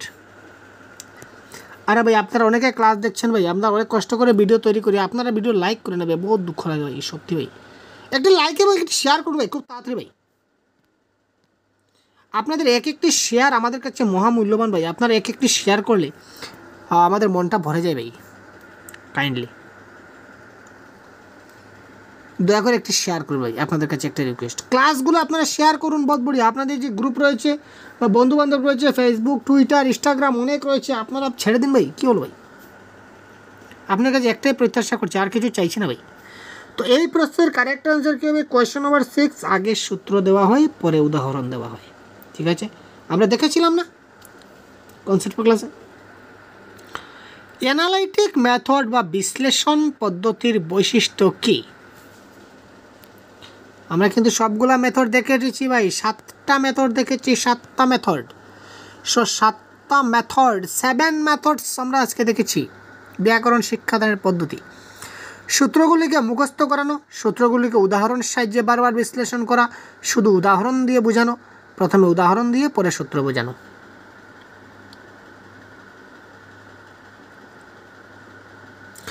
তো বিশ্লেষণ পদ্ধতি, এখানে দেখুন শুধু বা অনলি প্যারাগজি যেখানে থাকবে নেগেটিভ, আর মুখস্থ করানো জেনারেলি হয় না। তবে আগে যে সূত্র বা সিদ্ধান্ত পদ্ধতিতে মুখস্থ হয়ে গেছে, কিন্তু বিশ্লেষণ পদ্ধতিতে হবে না। তো বিশ্লেষণ পদ্ধতিতে বারবার বিশ্লেষণ করা মানেই তো বিশ্লেষণ পদ্ধতি মানেই তো বিশ্লেষণের মাধ্যমে বুঝাবে। তো সূত্রগুলিকে উদাহরণের সাহায্যে বারবার বিশ্লেষণ করানো is the right answer of this. ব্যাকরণ শিক্ষার ফলে ছাত্ররা সঠিকভাবে কি করতে পারে? ভাষা ব্যবহার করতে পারে, গান গাইতে পারে, গদ্য কবিতার রস আস্বাদন করতে পারে, না ভালোভাবে আবৃত্তি করতে পারে? কোয়েশ্চন নাম্বার 8 কারেক্ট আনসার কী হবে? বড়িয়া। ক্লাসের শেষ পর্যায়ে চলে আসছি। 10টি প্রশ্ন টোটাল আজকে নিয়েছিলাম। পরবর্তী ক্লাসে আরও বেশ কয়েকটি এমসিকিউ নিয়ে আসবে এবং অন্য টপিক নিয়ে আসলে ডিসকাস করব। সুতরাং নতুন হলে চ্যানেলকে সাবস্ক্রাইব করে অবশ্যই সাথে থাকুন, যাতে করে পরবর্তী ক্লাস দেখার সঙ্গে সঙ্গে আপনি ক্লাসটা দেখতে পারেন। ব্যাকরণ শিক্ষার ফলে ছাত্ররা সঠিকভাবে কী করতে পারে? ভাষা ব্যবহার করতে পারে ইজ দ্য রাইট আনসার। ভালো গান গাইবে। ব্যাকরণের সঙ্গে গানের কী সম্পর্ক, আবৃত্তির কী সম্পর্ক? আর গদ্য কবিতা তো এমনিতেই চলে আসবে যখন ভাষার মধ্যে সব কিছু ইনক্লুড। ভাষা হচ্ছে হেডম্যান ভাই। ব্যাকরণ শেখাবার শ্রেষ্ঠ পদ্ধতি এইমাত্র বলে দিয়েছি। ব্যাকরণ শেখাবার শ্রেষ্ঠ পদ্ধতি কারেক্ট আনসার কী হবে? কোয়েশ্চন নম্বর 9। এই প্রশ্নের কারেক্ট আনসার কী হবে কমেন্ট বক্সে কমেন্ট করুন। আমি বলছি না কারেক্ট আনসার কী হবে। এই আনসার কি আমি কমেন্ট বক্সে আমি কারেক্ট আনসার বলছি না আপনাদের। এই প্রশ্নের কারেক্ট আনসার কি আপনারা কমেন্ট করুন খুব তাড়াতাড়ি ক্লাসের শেষে। ব্যাকরণ শিক্ষার মূল উদ্দেশ্য কী? ব্যাকরণের নিয়মনীতি মেনে শিক্ষার্থীদের অবহিত করানো, বিজ্ঞানসম্মত পদ্ধতিতে ব্যাকরণের মূল বিষয় অধিগত করানো, বিভিন্ন সূত্র মুখস্থ করানো, ব্যাকরণ সম্পর্কে মোটামুটি একটি ধারণা দেওয়া। তো এটা কারেক্ট আনসার হবে বিজ্ঞানসম্মত পদ্ধতিতে ব্যাকরণের মূল বিষয় অধিগত করানো ইজ দ্য রাইট আনসার। ব্যাকরণ শেখার মূল উদ্দেশ্য। তো এই ছিল। তো আজকে আমরা ডিসকাস করব rule of listening and speaking. ক্লাসটা খুব অতি ইম্পর্টেন্ট হতে চলেছে। তো প্রথমে আমরা কনসেপ্ট ডিসকাস করব, তার পিছনে শেষে আপনারা পাবেন কিছু এমসিকিউস থাকছে আপনাদের জন্য, ঠিক আছে? কয়েকটি রিলেটেড এমসিকিউ থাকবে। তো এমসিকিউগুলো আপনারা আমার সঙ্গে সঙ্গে সলভ করবেন, আমরা সলভ করতে যাব না। এমসিকিউগুলো আপনারা সলভ করবেন। তো দেখে নেওয়া যাক। প্রথমে আমরা কনসেপ্টটা ভালো করে বুঝে নেওয়ার চেষ্টা করি যে রুল অফ লিসেনিং এবং স্পিকিংটা কি। তো দেখুন rule of listening and speaking. প্রথমে দেখুন শ্রবণ। শ্রবণ মানে কি? লিসেনিং। তো শ্রবণটা কি আগে আমাদের ওই জিনিসটাকে বুঝতে হবে যে শ্রবণ কি। মনোযোগ সহকারে কোনো কিছু শোনাকে শ্রবণ বলা হয়। Very good. আমরা মনোযোগ সহকারে যখন আমরা দেখুন অনেক কিছু আমরা কিন্তু শুনি। যেমন আমি রাস্তা দিকে যাচ্ছি, অনেকজন অনেক কথা বলছে, সব কথা কিন্তু আমার কানে আসছে না। যে কথাগুলো আমার কানে আসছে এবং যে জিনিসগুলো আমি খুব মনোযোগ সহকারে শুনছি, ওই জিনিস সহকারে যে জিনিসটা আমি শুনবো, এটাই হচ্ছে আমার পক্ষে শ্রবণ। শ্রবণ দক্ষতা কেবল অন্য মানুষের কথা শুনতে সাহায্য করে না, শ্রবণ মানুষকে পরিষ্কার কথা বলতেও সাহায্য করে। কীরকম পয়েন্ট দিয়েছে দেখুন। শ্রবণ দক্ষতা কেবলমাত্র যে অন্য মানুষের কথা শুনতে সাহায্য করে তা নয়। অর্থাৎ শ্রবণের মাধ্যমে আমরা শুধু যে অন্যের কথা শুনবো এরকম কোনো কথা নয়। আমরা শ্রবণের মাধ্যমে আমরা ভালোভাবে পরিষ্কারভাবে কথা বলতেও পারি। কীভাবে? আমরা যদি একটা ভালো করে আমরা যদি কোনো কিছু শুনি, তাহলে কি শুনলাম সেটা আমরা বলতে পারবো। যদি আমরা নাই বা শুনি তাহলে আমরা বলতে পারবো না। সুতরাং শ্রবণ যদি ভালো করে আমরা শুনি তাহলে ভালো করে আমরা কথা বলতেও পারি। এই ক্ষেত্রে একটা কথা বলা হয় যে ভালো বক্তা হতে গেলে প্রথমে ভালো শ্রোতা হতে হবে। যে কোনো ভাষায় শ্রবণের ক্ষেত্রে মনোযোগ ব্যাপারটি খুবই প্রয়োজনীয়। আমি এখানে পয়েন্ট টু পয়েন্ট ডিসকাস করব যাতে করে আপনাদের মিস না হয় কোনো একটা পয়েন্ট। যে কোনো ভাষায়, শুধুমাত্র একটি, এখানে কোনো ভাষা পার্টিকুলার কোনো ভাষা নেই, যে কোনো ভাষায় শ্রবণের ক্ষেত্রে মনোযোগ ব্যাপারটি খুব প্রয়োজনীয়। আপনি যদি মনোযোগ দিয়ে যদি জিনিসটাকে শ্রবণ করেন তখন আপনি জিনিসটা বুঝতে পারবেন কি বলেছে, সেটা আপনি অনুমান করতে পারবেন। আর যদি উইদাউট মনোযোগ ছাড়া যদি আপনি কোনো জিনিস শুনেন, শ্রবণ করেন, সেটাকে আপনাকে শ্রবণ বলা হবে না। তার কোনো ভূমিকা থাকছে না শ্রবণের ব্যাপারে।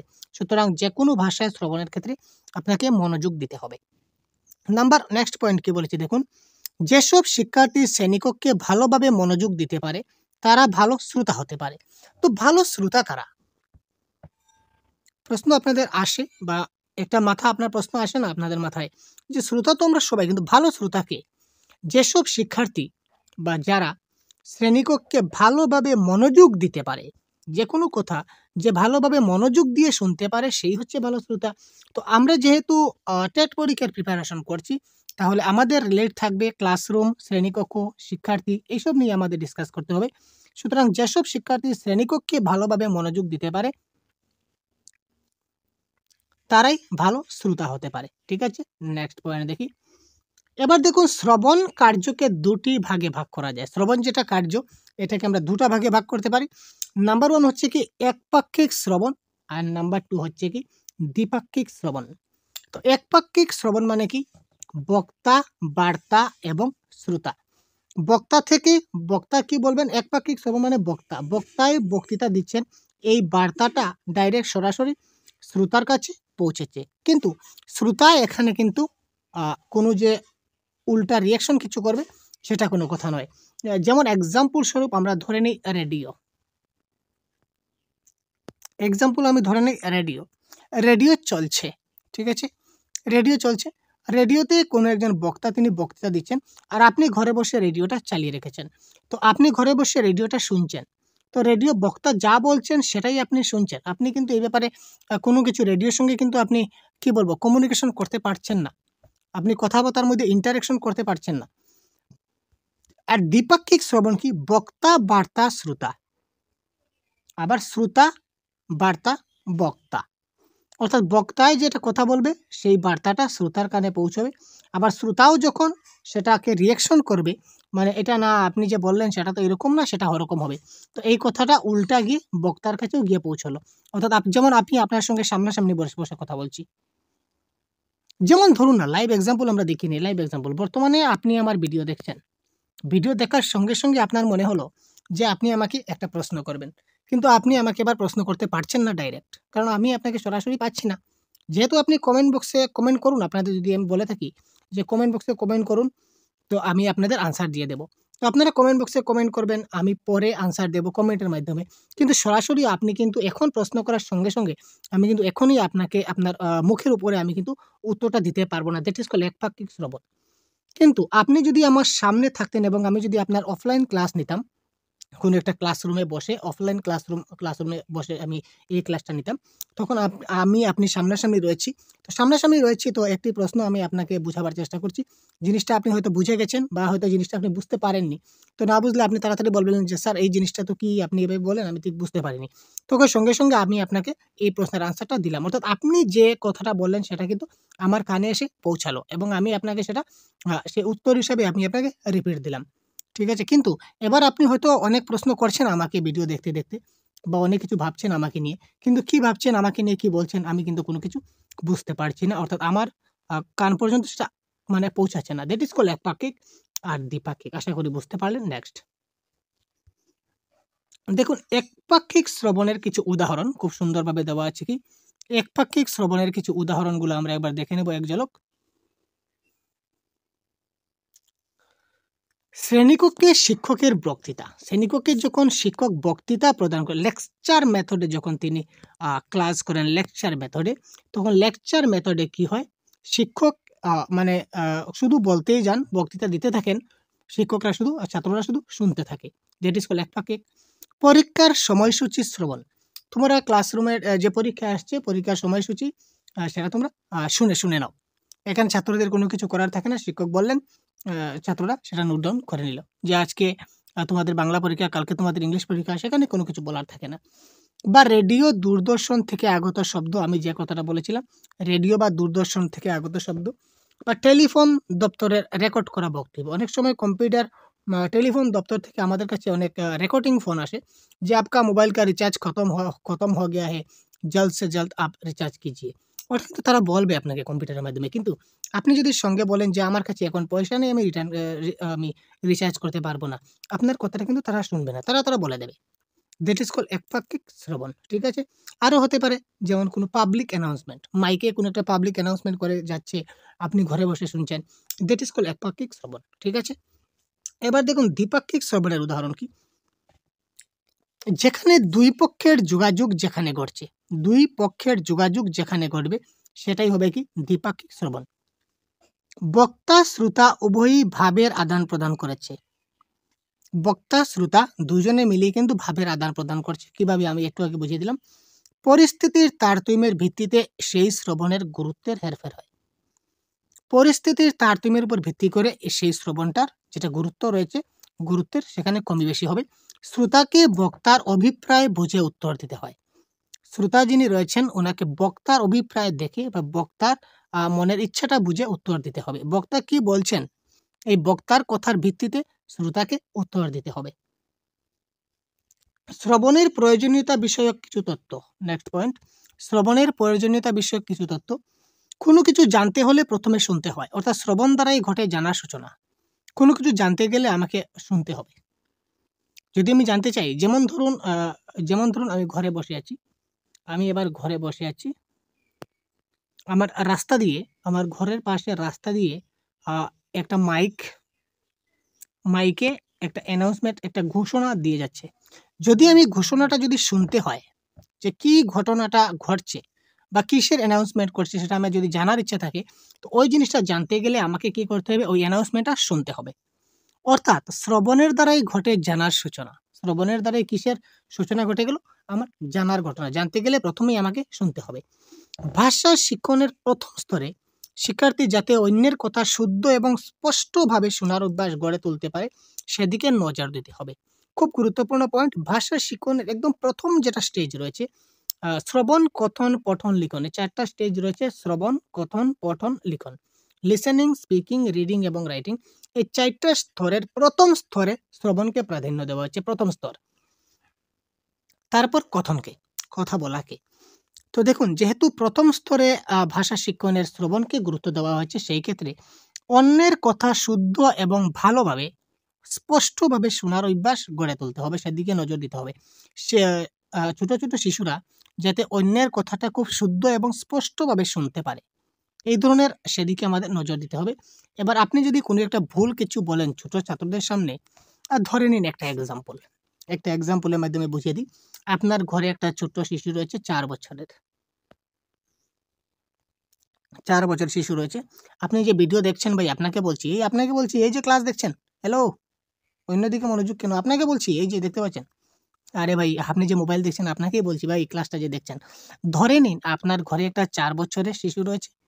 হতে পারে আপনার ভাই, হতে পারে আপনার বোন, হতে পারে আপনার ছেলে কিংবা মেয়ে, নতুবা ভাতিজা, ভাতিজি, ভাগনা, ভাগ্নি, যাই বলুন না কেন, 4 বছরের একটা শিশু আপনার ঘরে রয়েছে।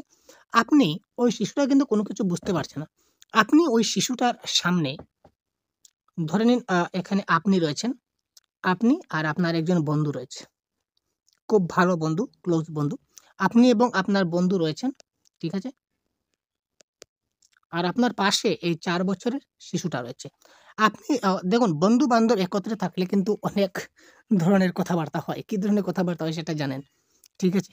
অনেক রোমান্টিক কথাবার্তা হয়, অনেক খারাপ ভালো অনেক কিছু কথা হয়। তো দেখুন, ধরে নিন যে 4 বছরের শিশুটার সামনে আপনি আপনার বন্ধুকে একটা গালি দিলেন। আপনি আপনার বন্ধুকে একটা গালি দিলেন। সেই গালিটা যখন ২-৩ বার যখন রিপিট হবে, আপনি আপনার বন্ধুকে গালি দিচ্ছেন, বন্ধুটাও সেই গালিটা আপনাকে আবার রিপিট করবে। স্বাভাবিক ব্যাপার। আমি আপনাকে গালি দিলে আপনি কি আমাকে ছেড়ে কথা বলবেন? মোটেই না। আপনি আমাকে গালি দেবেন। তো একজন আরেকজনকে এভাবে গালি দিল, আর এই 4 বছরের শিশুটা সেটা কি করতে পারল? শুনতে পেল। শোনার ফলে সে শুনে গেল। তার যেটা নলেজ বা স্কিমা রয়েছে, স্কিমাতে কিন্তু আপনার সেই গালির শব্দটা কিন্তু এখানে স্টোরেজ হয়ে গেল। এবার আপনার ঘরে ধরুন কিছুদিন পর বা ৩ দিন ৪ দিন পর ধরে নিই, বা ২ দিন পর আপনার ঘরে কিছু আত্মীয়স্বজন এসেছিল। ঠিক আছে? কিছু আত্মীয়স্বজন বা কিছু কি বলবো, সম্মানীয় ব্যক্তি আপনার ঘরে এসেছে। ঠিক সেই সময় এই 4 বছরের শিশুরা দৌড়ে এসে আপনাকে ওই গালিটা দিয়ে ওই শিশুটা চলে যাবে। বা আপনার সামনে দাঁড়িয়ে ওই শিশুটা ওই শব্দটা, ওই যে গালির শব্দটা আপনাকে বলে দিয়ে চলে যাবে। কারণ কি?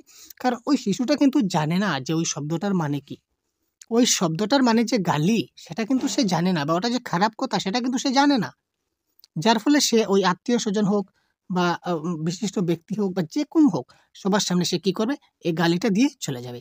যার ফলে কি হবে দেখুন, সেখানে আপনার যেটা সম্মান সেটা কি থাকবে? মোটেই থাকবে না।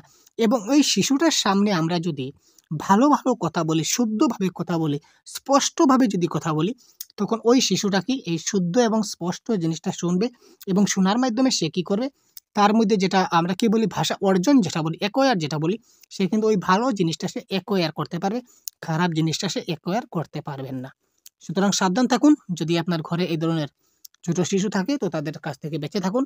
তাদের সামনে কখনোই এই ধরনের খারাপ কিছু মন্তব্য বা যেকোনো বক্তব্য করবেন না তাদের সামনে, অন্ততপক্ষে। না হলে কিন্তু আপনার সম্মানের ১২টা বেজে যাবে। ঠিক আছে? আপনি যদি প্রমাণ হয়, প্রমাণ করে দেখে নিন ভাই। এবার দেখুন শ্রবণ সংক্রান্ত বিভিন্ন সমস্যা এবং সমাধানের উপায়। শিক্ষার্থীরা পঠন পাঠনের সময় যাতে সচেতন থাকে, সেদিকে নজর দেওয়া জরুরি। শিক্ষার্থীরা পঠন পাঠনের সময় যাতে সচেতন থাকে, খুব অ্যাক্টিভ থাকে, সেদিকে কিন্তু আমাদেরকে কি দিতে হবে, নজর দিতে হবে। কারণ শিক্ষার্থীরা সচেতন না হলে শোনায় বাধা সৃষ্টি হতে পারে। পঠন পাঠনের সময় তারা যেন সচেতন থাকে, খুব অ্যাক্টিভ থাকবে, সচেতন, তাদের মনটা যখন সচেতন থাকে, কনসিয়াস মাইন্ড যখন তারা থাকবে, সেদিকে আপনি নজর দিবেন। কারণ শিক্ষার্থীরা যদি সচেতন না হয় তাহলে শোনায় বাধা সৃষ্টি হতে পারে। শিক্ষকের উচ্চারণ যথাযথ এবং স্পষ্ট হওয়া বাঞ্ছনীয়। আমি আগে বলেছিলাম যে তাদের সামনে আপনি যে উচ্চারণ করবেন, যে কথা বলবেন, সেটা তারাই শুনবে। আপনি যদি স্পষ্টভাবে যদি একটা উচ্চারণ করেন, শিশুরা কিন্তু সেই স্পষ্ট শব্দটা শিখে যাবে এবং বুঝে যাবে, যথাযথ শব্দটা শিখতে পারবে। আর আপনি যদি তার সামনে অস্পষ্ট কথাবার্তা বলেন, তাহলে সেটা শিশুর পক্ষে কিন্তু হ্যাম্পার হবে বা ক্ষতিকারক হয়ে দাঁড়াবে। কারণ শিক্ষকের উচ্চারণ স্পষ্ট না হলে শিক্ষার্থীরা তা অনুধাবন করতে পারবে না। ঠিক আছে? নীরব পাঠে, এটা হবে নীরব পাঠ। নীরব পাঠে শিক্ষার্থীদের মনোযোগ আকৃষ্ট হয় না। নীরব পাঠে আপনি নীরব পাঠ করলেন, এই যে শিক্ষক, সে শিক্ষার্থীর মনোযোগ আকৃষ্ট হবে না। কারণ আপনি কি পড়ছেন শিক্ষার্থীরা তো শুনতেই পাচ্ছে না, তাহলে তাদের মনোযোগ কি করে হবে, তাই না? অপরপক্ষে শিক্ষকের পূর্ব প্রস্তুতি না থাকলে সরল এবং সাবলীল পাঠ দেওয়া সম্ভব নয়। শিক্ষক যদি পূর্ব প্রস্তুতি নিয়ে থাকেন, ক্লাসের পূর্বে প্রত্যেকজন শিক্ষকের প্রয়োজন একটা লেসন প্ল্যান তৈরি করার, যে কি করে তিনি ক্লাসটাকে আরো অ্যাট্রাকটিভ, খুব গুরুত্বপূর্ণ, অ্যাট্রাকটিভ একটা ক্লাস, আনন্দদায়ক একটা ক্লাস তিনি কন্ডাক্ট করবেন। সেই ব্যাপারে ওনাকে একটা পূর্ব পরিকল্পনা করে রাখতে হবে যে আমি আগামীকালকে ক্লাসে যাব, ক্লাসে যাওয়ার পর কোন চ্যাপ্টারটা পড়াবো। আমি কালকে পড়াবো ৩টি মাছের কাহিনী। হুম তো ৩টি মাছের কাহিনী যদি আমি পড়াতে চাই শিশুদের, তো আমার কি লাগবে? বই তো লাগবে, ঠিক আছে, পাঠ্যপুস্তক। তার বাহিরে আমার তো ৩টা মাছ বোঝাতে গেলে ৩টা মাছের প্রয়োজন। আমি ৩টা মাছ কোথায় পাবো? যদি ৩টা মাছ, যদি বড়, বড় মাছ কিনতে যাই, আমার তো অনেক টাকার প্রয়োজন আছে। আর আজকে যদি মাছ কিনি, কালকে যদি আমি এই মাছগুলা নিয়ে যদি স্কুলে যাই, তাহলে তো মাছগুলা তো পচে আমার গন্ধ হয়ে যাবে। আমি তো ডাইরেক্ট মাছ দিয়ে বুঝাতে পারবো না। তো আমি কি করি? একটা কাজ করি, আমি একটা কাগজে ৩টা মাছের বড়, বড় ছবি আর্ট করে নেই। দেখুন, আপনি এই ধরনের পূর্ব প্রস্তুতি যদি আপনি নিয়ে যদি আপনি ক্লাসে যান, তখন ক্লাসটা আপনার কী হবে? সরল হবে এবং সাবলীল পাঠ হবে। শিক্ষার্থীর আনন্দ উপভোগ করবে। টিএলএম এর মাধ্যমে যদি ক্লাস করুন, অর্থাৎ আপনি পূর্ব পরিকল্পনা যদি করে ক্লাসে যান, অবশ্যই আপনার ক্লাসটা 100% ফ্রুটফুল হবে। আর আপনি হুট করে ক্লাসে গেলেন, চুট করে বললেন যে বই বের করো, আজকে এই পাঠটা পড়বো বলে আপনি গড় গড় করে অনর্গল পড়ে আসলেন, সেটা ক্লাসটা কিন্তু এতটুকু ফ্রুটফুল হয় না। তারপরের পয়েন্ট, শ্রবণ অনুশীলনে বিভিন্ন কৌশলের ব্যবহার। শ্রবণ অনুশীলনে বিভিন্ন কৌশলের ব্যবহার। শিক্ষকের পাঠ শুনে প্রতিলিপি অনুশীলন। শ্রবণ অনুশীলন করতে গেলে বিভিন্নটা কৌশল অবলম্বন করতে হবে। শিক্ষকের পাঠ শুনে একটা প্রতিলিপি অনুশীলন করতে হবে। বিশুদ্ধ উচ্চারণ অনুশীলন করতে হবে। বিশুদ্ধ উচ্চারণের ক্ষেত্রে কিন্তু শ্রবণের গুরুত্বপূর্ণ ভূমিকা রয়েছে, আগে বলেছিলাম। বিতর্ক অনুশীলনের মাধ্যমে শিক্ষার্থীদের শোনার অনুশীলন করা যায়। একটা বিতর্ক প্রতিযোগিতা যদি আপনি করেন একটু হাইয়ার লেভেলে, এত ছোটো ক্লাস 1-2 এর বাচ্চারা তো বিতর্ক প্রতিযোগিতা বুঝবে না। তো বিতর্ক মোটামুটি একটা অনুশীলনের মাধ্যমে শিক্ষার্থীদের যেটা শোনার অনুশীলন করা যেতে পারে। বিতর্ক হলে কি, বিতর্ক প্রতিযোগিতা হলে কী হয় যে অপর পক্ষে কী বললো সেটা শুনে কিন্তু আমাকে রিপ্লাই দিতে হবে। এই যে শোনার যেটা প্রবণতা তখন তাদের মধ্যে চলে আসবে যে এগেনস্ট পার্টি কী বলছে। গল্প, কাহিনী ও আবৃত্তির মাধ্যমে যদি পাঠদান করি তাহলে শ্রবণ অনুশীলন ভালো হয়। গল্প, কাহিনী বা আবৃত্তির মাধ্যমে যদি আমি পাঠদান করি, তখন শিশুরা কিন্তু খুব ভালো করে সেটা মনোযোগ সহকারে শুনবে। আর মনোযোগ সহকারে শুনবে তার মানে কি, শ্রবণ অনুশীলনটা ভালো হবে। প্রশ্ন উত্তর পদ্ধতিতে শিক্ষাদান করলে শিক্ষার্থীর শ্রবণ কার্যের সময় অমনোযোগী হওয়ার সম্ভাবনা কমে যায়। আপনি এবার ক্লাস নিচ্ছেন, ক্লাস নিতে নিতে নিতে নিতে নিতে নিতে আপনি ধরে নিন একটা চ্যাপ্টার আপনি পড়াচ্ছেন, এতটুকু আপনি চ্যাপ্টার একটা রয়েছে, আপনি চ্যাপ্টারটা সবগুলা পড়ে কমপ্লিট করে আপনি চলে গেলেন। প্রতিদিন আপনি এরকমই করছেন, ঠিক আছে? আপনার একটা স্ট্র্যাটেজি, আপনি এক নম্বর শিক্ষক। আর ২ নম্বর শিক্ষক কী করছেন দেখুন তো, ২ নম্বর শিক্ষক কী করলেন, আপনি প্রথমে এই ২টা প্যারাগ্রাফ তিনি পড়লেন, পরে 2টা প্যারাগ্রাফ বুঝিয়ে দিলেন। 2টা প্যারাগ্রাফ বোঝানোর পর হঠাৎ চট করে একজন ছাত্রকে আপনি দাঁড় করালেন যে, এই তুমি দাঁড়াও তো দেখি, বলো তো শিক্ষকের পাঠ শুনে আমাদের কি অনুশীলন করতে হয়? আপনি কিন্তু তার আগে তাকে বুঝিয়ে দিয়েছেন যে শিক্ষকের পাঠ শুনে প্রতিলিপি অনুসরণ করতে হয়। ঠিক আছে। তো আপনি চট করে প্রশ্ন তাকে 2 নম্বর একটা শিশুকে 2 নম্বর শিক্ষক কী করলেন, তিনি চট করে একজন ছাত্রকে দাঁড় করালেন যে, "তুমি বলো তো শিক্ষকের পাঠ শুনে আমাদের কিসের অনুশীলন করতে হয়?" আমি যে এইমাত্র বুঝিয়ে দিয়েছিলাম, বলো না আমি কি বলেছি? ওই যে আপনি যে তাকে বললেন, এবার বলুন তো ১ নম্বর শিক্ষকের ক্লাসটা 100% সাকসেস হবে না ২ নম্বর শিক্ষকের ক্লাসটা সাকসেস হবে? ১ নম্বর শিক্ষক যে ক্লাস করাচ্ছেন, এই ক্লাসের ছাত্ররা ভালো করে শুনবে? না ২ নম্বর শিক্ষকের ক্লাস করা ছাত্ররা ভালো করে শুনবে? অফকোর্স ২ নম্বর শিক্ষকের যেটা ক্লাস করছেন, এই ক্লাসটা কিন্তু ছাত্ররা মনোযোগ সহকারে শুনবে। কারণ ছাত্রদের মনে একটা প্রবণতা বৃদ্ধি পাবে যে, আহারে! স্যার এবার মহেশকে প্রশ্ন জিজ্ঞাসা করেছিলেন। কখন আবার আমাকে জিজ্ঞাসা না করে বসেন। তাই আমাকে খুব ভালো করে শুনতে হবে। স্যার যে কথাগুলো বলছেন, কি বলছেন সেটা খুব ভালো করে বুঝতে হবে। না হলে তো হঠাৎ কোন সময় আমাকে প্রশ্ন করবেন তখন আমি উত্তর দিতে পারব না। এই প্রবণতা তার মধ্যে তখন চলে আসবে।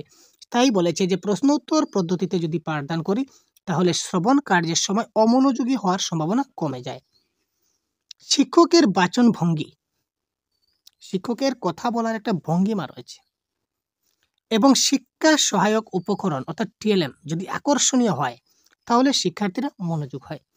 কথা বলারও কিন্তু বিভিন্ন স্টাইল আছে। কোনো সময় আপনি উচ্চ স্বরে কথা বলবেন, কোনো সময় নিচু স্বরে কথা বলবেন, কোনো সময় উচ্চও নয় নিচুও নয় এরকম স্বরে কথা বলবেন। শিক্ষার্থীদের কথা বলার যেটা ভঙ্গি, এই ভঙ্গিটা যদি আপনার ঠিকঠাক থাকে এবং যদি আপনি আকর্ষণীয় টিএলএম ব্যবহার করতে পারেন, তখন এই শিক্ষার্থীরা কি ক্লাসে মনোযোগী হবে। আর ক্লাসে মনোযোগী হবে মানে আপনার কথাটা খুব ভালো করে শুনবে। আর ভালো করে শুনবেই মানে কি হবে? তা শ্রবণ হবে।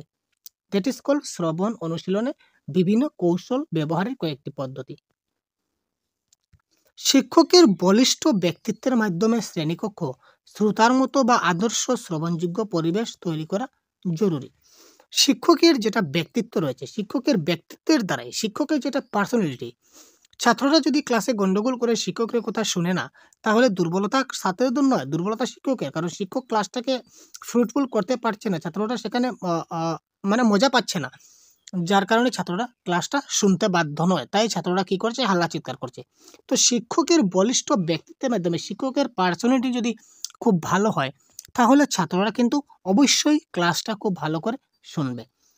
আদর্শ শ্রবণ অনুশীলনের জন্য শিক্ষক মহাশয়ের কিছু কাজ সম্পন্ন করতে হবে। যেমন বিষয়ের পাঠদান করবেন, বোর্ডের কাজ করবেন, বিষয় যেটা রয়েছে এই বিষয়ে তো পাঠদান করছেন, তারপর ব্ল্যাকবোর্ডে কিছু কাজ করতে পারেন। শিক্ষা সহায়ক উপকরণ ব্যবহার করতে পারেন মানে টিএলএম।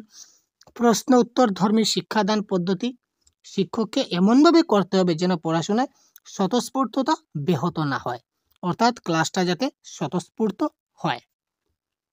ঠিক আছে। এবার আমরা দেখে নিই কথা বলার দক্ষতা। এতক্ষণ আমরা বললাম যে শ্রবণের দক্ষতা, রুল অফ লিসেনিং। এবার আমরা জানবো রুল অফ স্পিকিং, কথা বলার দক্ষতাটা কি। কথা বলার দক্ষতা অর্জনের জন্য কিছু বিষয়ে নজর রাখা প্রয়োজন।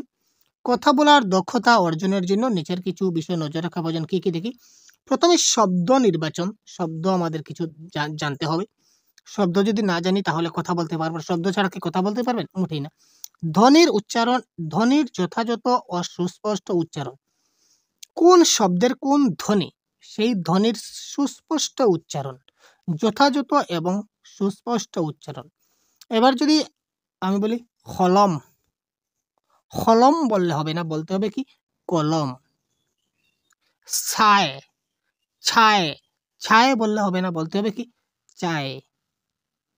চিনি, চিনি বলতে হবে, এখানে চিনি, চিনি বললে হবে না, আমাকে চিনি বলতে হবে। এই যে এটা হচ্ছে ধ্বনিগত সুস্পষ্ট উচ্চারণ, সেটাকে আমাকে জানতে হবে। যথাযথ বাক্য গঠন, বাক্য গঠনগুলো আমাকে কি করতে হবে? খুব ভালো করে জানতে হবে। প্রয়োজনীয় যুক্তি, তর্ক এবং দৃষ্টান্ত উপস্থাপন করতে হবে। বক্তব্য বিষয়ের প্রাসঙ্গিকতা এবং উপযোগিতা। সাজিয়ে কথা বলার যোগ্যতা অর্জন, যে কোনো কথাটাকে আমি সাজিয়ে বলার মতো যোগ্যতা আমার থাকতে হবে। যথাযথ স্বরক্ষেপণ আমার মধ্যে থাকতে হবে। ভালো কথাবার্তা শেখানোর কিছু কৌশল, কথাবার্তা শেখানোর একটা কৌশল আছে। তো ভালো কথাবার্তা আমরা শিশুদেরকে শেখাই, তার বেশ কয়েকটা মাধ্যম আছে। টোটাল আজকে 12টা মাধ্যম আমি আপনাদের সঙ্গে ডিসকাস করব। দেখুন কথোপকথন, কথোপকথনের মাধ্যমে ভালো কথাবার্তা শেখানো যায়। কথোপকথন আপনি ডিসকাস করলেন, একজন আরেকজনের সঙ্গে ডিসকাস করলেন, শিক্ষক ছাত্রের সঙ্গে ডিসকাস করলেন, কথোপকথন। তারপর আলোচনা, ঠিক আছে। কথাবার্তা বললেন, আলোচনা করলেন, বক্তৃতার মাধ্যমে কথাবার্তা শেখানো যায়। তারপর সরব পঠন, সরব পঠন আপনি জুড়ে জুড়ে পাঠ করলেন, তার মাধ্যমে কি হয়, শিক্ষার্থীরা শিখতে পারে। তারপর আবৃত্তি, আবৃত্তি যদি ভালো করে করেন, ছন্দ অলঙ্কারের সহযোগী যদি করেন, তখন শিশুরা খুব মজা পাবে, আনন্দ পাবে, আরাম পাবে, সেখান থেকে শিশুরা খুব ভালো করে জিনিসটা শিখতে পারে। তারপর দেখুন নাটকের সংলাপ, আপনি নাটকের সংলাপও করতে পারেন, সেখানেও শিশুরা খুব আনন্দ পাবে। তারপর ছড়া পাঠ, ঠিক আছে, ছড়া পাঠের মাধ্যমে আপনি কি করতে পারেন, শিক্ষার্থীদের শিক্ষাদান করতে পারেন। অনুষ্ঠান পরিচালনা ও ঘোষণা, আপনি সেটা অনুষ্ঠান একটা পরিচালনা করতে পারেন এবং ঘোষণা করতে পারেন। সেটাও কিন্তু আপনি যদি স্পিকিং কোয়ালিটি যদি আপনার ভালো হয়, তাহলে আপনি একটা অনুষ্ঠান, মানে আমরা যাকে বলি অ্যাঙ্কারিং, আপনি অ্যাঙ্কারিং করতে পারবেন। যদি কথা বলা যদি দক্ষ না হয়, তাহলে আপনি অ্যাঙ্কারিংও করতে পারবেন না। তারপরে দেখুন গল্প পরিবেশন, একটা গল্প ভালো যদি কথাবার্তা বলা যদি জানেন, তাহলে আপনি গল্প একটা পরিবেশন করতে পারবেন। সাধু এবং চলিত রীতির ব্যবহার, সাধু এবং চলিত ভাষা মিক্সড করলে কিন্তু কথাটা কখনো 100% সাকসেস হয় না। আপনাকে সাধু চলিত রীতির ব্যবহারটা আপনাকে জানতে হবে। নির্ভুল বর্ণ ও শব্দ উচ্চারণের অভ্যাস, গঠন এক যতিচিহ্নের ব্যবহার, যতিচিহ্নের ব্যবহারও জানতে হবে। যুক্তবর্ণের সহিত উচ্চারণ শেখাতে হবে। যুক্তবর্ণের একটা উচ্চারণ রয়েছে, যুক্তবর্ণে আলাদা, যেমন কয় তয়, রক্ত, এই যে যুক্তবর্ণে কয় তয়, কয় তয় আমরা বলি না, ক প্লাস ত, তো ক প্লাস ত ইকুয়াল টু কি হয়, কত্ত, রক্ত, রক্ত, কত্ত, এই যে শব্দগুলা, এই উচ্চারণগুলা তাকে খুব ভালো করে আমাদের কি করতে হবে, শিখাতে হবে। তারপর হাতের লেখা শেখানোর কিছু পদ্ধতি রয়েছে, আমরা এই যখন একটি ক্লাসে রয়েছি তখন ডিসকাস করেন এই সবগুলা, আপনাদের অনেক কাজে লাগবে আশা করছি। তারপর আমরা এমসিকিউ যাব। হাতের লেখা শেখানোর পদ্ধতি, স্বরবর্ণ, ব্যঞ্জনবর্ণ ও মুক্তবর্ণের কোথায় কোথায় মাত্রা হয় না তা জানিয়ে দিতে হবে। অনেকগুলা আমাদের বর্ণ রয়েছে, কিছু কিছু বর্ণ রয়েছে পূর্ণ মাত্রা, কিছু কিছু রয়েছে অর্ধমাত্রা, আবার কিছু কিছু রয়েছে মাত্রাহীন। তো কোন কোন বর্ণের মাত্রা রয়েছে পূর্ণমাত্রা, কোন কোন বর্ণের অর্ধমাত্রা রয়েছে, যেমন মধ্যাহ্ন সেটার অর্ধমাত্রা রয়েছে, যদি বলি আমরা ক সেটার পূর্ণ মাত্রা রয়েছে, যদি বলি ও তাহলে সেটার কিন্তু মাত্রা নাই, যদি বলি অনুস্বার তাহলে কিন্তু এটা মাত্রা নাই। এই ধরনের যে কোন কোন বর্ণের মাত্রা নাই, কোন কোন বর্ণের অর্ধমাত্রা, কোন কোন বর্ণের পূর্ণ মাত্রা, এগুলো কিন্তু তাদেরকে খুব ভালো করে জানাতে হবে। কার বা ধ্বনি চিহ্ন সম্পর্কে জানাতে হবে। কার চিহ্ন যেমন আকার, রসইকার, দীর্ঘইকার, রসৌকার, দীর্ঘকার, কোথায় কোন সময় কি বসে সেগুলি তাদেরকে খুব ভালো করে আমাকে জানাতে হবে। যুক্ত বর্ণগুলির ছাঁচ বা স্টাইল বিশেষরূপে শিখিয়ে দেবেন। যুক্ত বর্ণগুলি কিন্তু লেখার একটা স্টাইল রয়েছে, এই স্টাইলগুলি তাদেরকে বিশেষরূপে শেখাতে হবে। শিক্ষার্থীদের লিখিত অক্ষরগুলি যেন স্পষ্টভাবে লেখা হয়, লিখিত যে অক্ষরগুলা লিখবে অক্ষরগুলা যেন স্পষ্ট হাতের লেখা হয়, অর্থাৎ লেখাগুলা যেটা লিখছে সেটা যেন স্পষ্টভাবে বোঝা যায়, এইদিকে নজর দেওয়া জরুরি।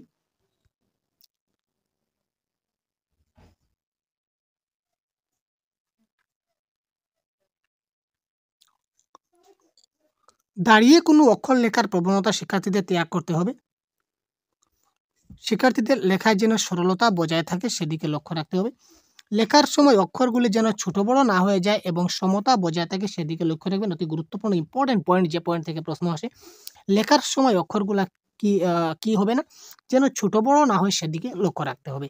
লেখার সময় অক্ষরগুলা যেন সবগুলা সমান থাকে, লেখার মধ্যে সমতা বজায় থাকে সেদিকে আমাদেরকে কি করতে হবে, লক্ষ্য রাখতে হবে। লেখার সবগুলো অক্ষর যেন ছোট বড় না হয়, সবগুলা যেন সমান হয় এবং সমান দূরত্বে হয়। যেমন লেখার থেকে সময়ের দূরত্ব যতটুকু, সময়ের থেকে অক্ষরের দূরত্ব ঠিক ততটুকু। ঠিক আছে, এই জিনিসগুলো তাদেরকে খুব ভালো করে বুঝিয়ে দিতে হবে। শিক্ষার্থীরা লেখার সময় যেন সঠিকভাবে ব্যবধান রক্ষা করে সেদিকে লক্ষ্য রাখতে হবে। ওই যে লেখার ব্যবধান যেটা বললাম, এই যে স্পেস আমরা যেটা বলেছিলাম একটু আগে আপনাদের, যেটা স্পেস লেখার যেটা ব্যবধান, যেমন দ্রুততার এবং সাথে তার মধ্যে কতটুকু গ্যাপ রয়েছে, অভ্যাস এবং কর্তের মধ্যে কতটুকু গ্যাপ রয়েছে, এই যে গ্যাপ জিনিসটা তাকে খুব ভালো করে বুঝিয়ে দিতে হবে। শিক্ষার্থীরা যেন যথাসম্ভব দ্রুততার সাথে লেখার অভ্যাস করতে পারে সেদিকে নজর রাখতে হবে। লেখার মধ্যে একটা স্পিড থাকতে হবে, অ্যাকুরেসি থাকতে হবে, একটা স্পিড, একটা নির্দিষ্ট একটা স্পিড থাকতে হবে। যদি একদম যদি স্পিড না থাকে তাহলে সেই লেখার তার কোনো গুণ হয় না। লেখার সময় যাতে জ্যোতিচিহ্নগুলি যাতে ঠিক ঠিক জায়গায় বসে সেদিকে নজর দিতে হবে। লেখার সময় জ্যোতি চিহ্নগুলি যেমন দাড়ি, কমা, সেমিকোলন, হাইফেন এগুলা ঠিক ঠিক জায়গায় যাতে বসে সেদিকে আমাদেরকে কি করতে হবে, নজর দিতে হবে। শিক্ষকের সযত্ন হস্তক্ষেপ ছাড়া এই ব্যাপারটি সহজে হওয়া সম্ভব নয়। অর্থাৎ শিক্ষক মহাশয়ের সযত্নে হস্তক্ষেপ ছাড়া শিক্ষক মহাশয় চাইলে কিন্তু সবগুলা জিনিস খুব ভালো করে তাদেরকে শেখাতে পারবেন, আর শিক্ষক মহাশয় ছাড়া কিন্তু সেই জিনিসগুলো তাদেরকে কেউ শেখাতে পারবে না। ঠিক আছে,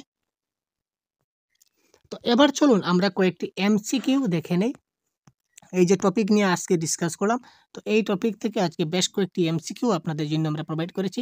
কয়েকটি এমসিকিউ রয়েছে, জাস্ট আপনারা কতটুকু বুঝলেন আপনারা নিজেদের অ্যানালাইসিস মতো এই এমসিকিউগুলো আপনারা আনসার করবেন। তো এই প্রত্যেকটি এমসিকিউ আমরা আপনাদের দেখিয়ে যাচ্ছি এবং প্রত্যেকটা এমসিকিউর কারেক্ট আনসার কী হয় সেটা আপনারা কমেন্ট বক্সে অবশ্যই খুব তাড়াতাড়ি আমাদের সঙ্গে সঙ্গে আপনারা কমেন্ট করে যান। তার ফলে আপনারা নিজেরাই বুঝতে পারবেন যে আপনাদের কতটি প্রশ্নের আনসার কারেক্ট হলো। তো চলুন দেখে নেওয়া যাক প্রথম প্রশ্নের কারেক্ট আনসার কী হবে। ভাষা শিক্ষাদান ও ভাষা শিক্ষণের জন্য যে নৈপুণ্য দরকার তা হলো কথা শুনে বোঝা, লিখিত রূপ পড়তে পারা, লিখিত রূপ প্রকাশ করতে পারা, না উপরের সবগুলি।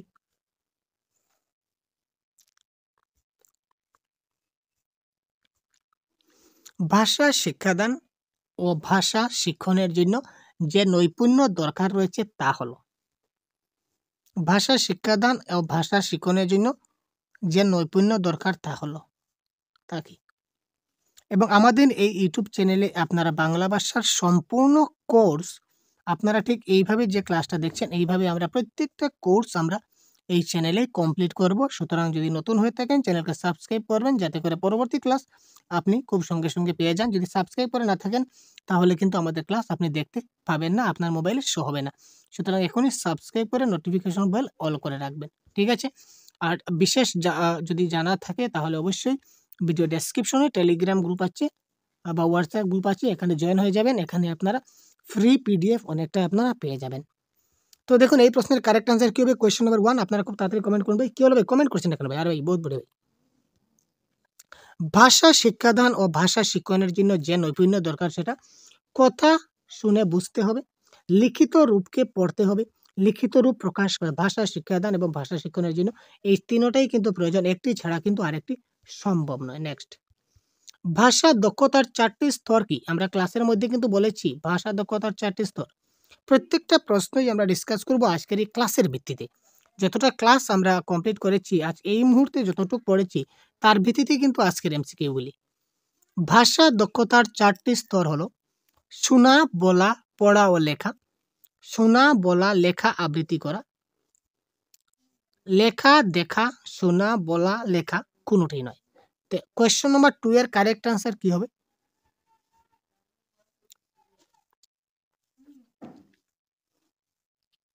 কি হলো খুব তাড়াতাড়ি কমেন্ট করুন।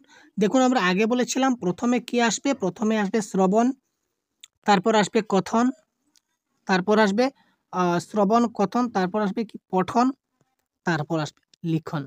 প্রশ্নে যদি এইভাবে থাকতো অপশনে যে শ্রবণ কথন পঠন লিখন তাহলে এটাও কিন্তু কারেক্ট আনসার হতো, কিন্তু অপশনে যেহেতু শ্রবণ কথন পঠন লিখন নেই, তার অন্য একটা ভাষায় সেটাকে দিয়েছে, মানে সেম মিনিংটা সেমই, শোনা, বলা, পড়া এবং লেখা। শ্রবণ মানে শোনা, কথন মানে বলা, পঠন মানে পড়া, লিখন মানে লেখা। সুতরাং অপশন নাম্বার 1 যারা দিয়েছেন 100% কারেক্ট ভাই, আপনাদেরকে ধন্যবাদ। তারপর দেখানো যাক ভাষা দক্ষতায় শোনা এবং বলার মধ্য দিয়ে ভাষার যে রূপটি প্রকাশ পায়। ভাষা দক্ষতায় শোনা এবং বলার মধ্য দিয়ে ভাষার কোন রূপটা প্রকাশ পায়? ভাষার ধ্বনিময় রূপ, ভাষার দৃষ্টি নির্ভর রূপ, ভাষার ধ্বনিময় দৃষ্টি নির্ভর রূপ, না কোনোটি নয়। তো কোয়েশ্চন নাম্বার 3 কারেক্ট আনসার কি হবে?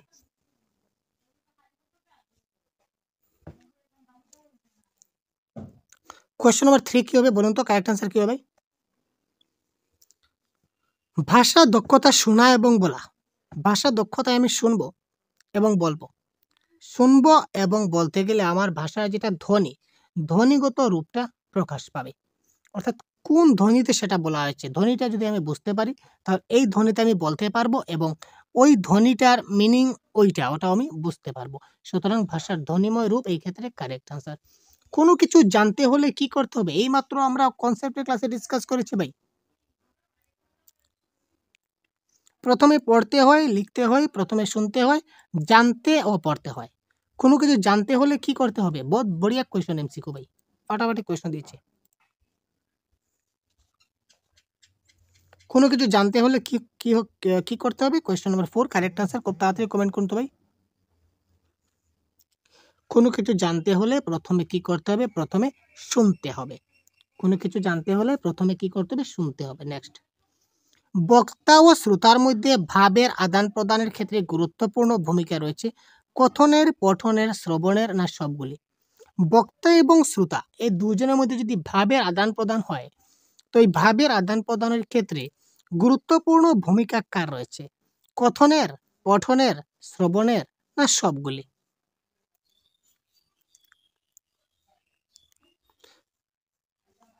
বক্তা এবং শ্রোতার মধ্যে ভাবের আদান প্রদানের ক্ষেত্রে গুরুত্ব কার বেশি?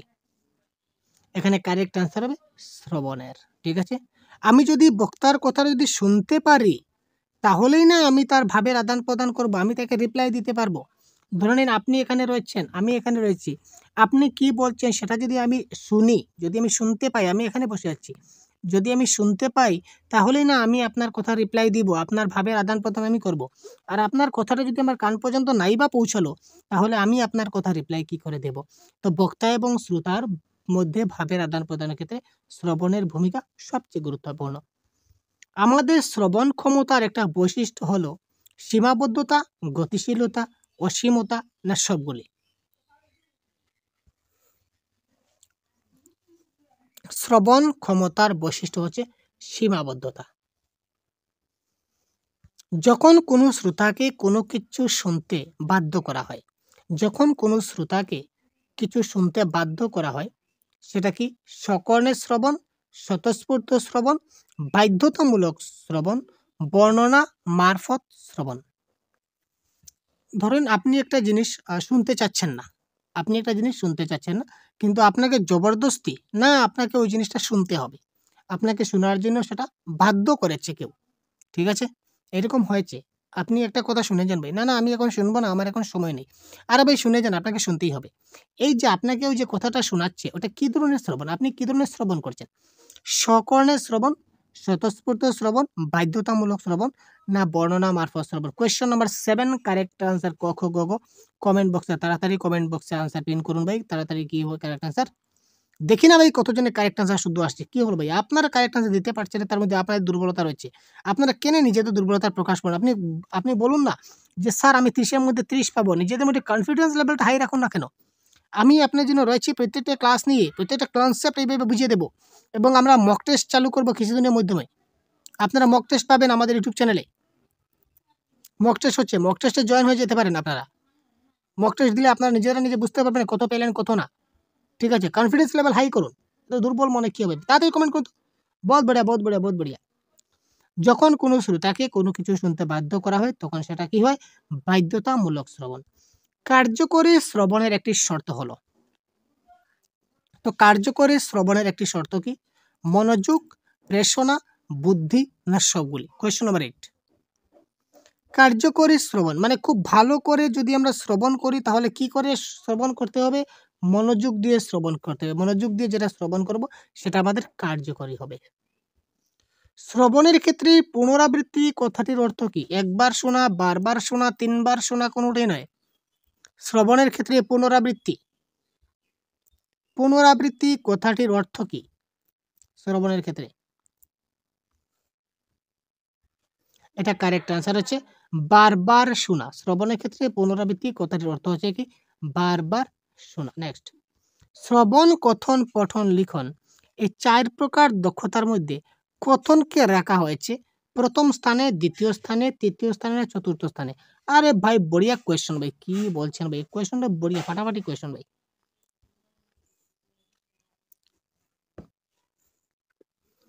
শ্রবণ, কথন, পঠন, লিখন এই 4 প্রকার দক্ষতার মধ্যে কথনকে রাখা হয়েছে,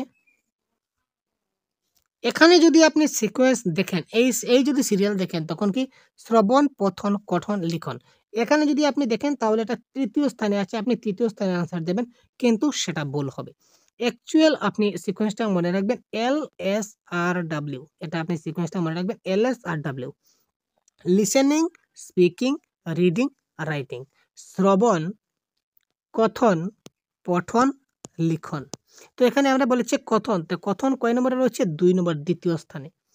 পঠন পঠন তৃতীয় স্থানে, আর লিখন একদম লাস্ট স্টেজে বা 4 নম্বরে রয়েছে, আর শ্রবণ তো একদম প্রথমে রয়েছে বা 1 নম্বর প্রথম স্থানে রয়েছে। ঠিক আছে, আশা করি বুঝতে পারলেন। তো আজকে এই ছিল আমাদের ক্লাসটা কেমন লাগলো জানাতে ভুলবেন না। পরবর্তী ক্লাসে অন্য একটা টপিক নিয়ে এই ধরনের অন্য একটা ক্লাস আপনাদের প্রোভাইড করার চেষ্টা করব। যদি ক্লাসটা ভালো লাগে তাহলে অবশ্যই বন্ধুদেরকে শেয়ার করতে ভুলবেন না। আপনাদের একটাই রিকোয়েস্ট থাকবে, যদি আমি আগে বলিনি ক্লাসের পূর্বে, কারণ আপনাদের মনোযোগটা নষ্ট হয়ে যেত, যদি ক্লাসটা ভালো লেগে থাকে অবশ্যই আপনারা প্রত্যেকজনে একটি করে শেয়ার করবেন। সেটা আমাদের রিকোয়েস্ট থাকলো, আপনার কাছে রিকোয়েস্ট থাকবে আপনারা এখনই আপনাদের বন্ধুদেরকে ক্লাসটা শেয়ার করুন, যাতে করে সবাই ক্লাসটা খুব ভালো করে দেখতে পারে। ঠিক আছে ভাই, ধন্যবাদ। পরবর্তী ক্লাসে আবার অন্য একটা টপিক নিয়ে কথা বলবো। ভালো থাকবেন। জয় হিন্দ।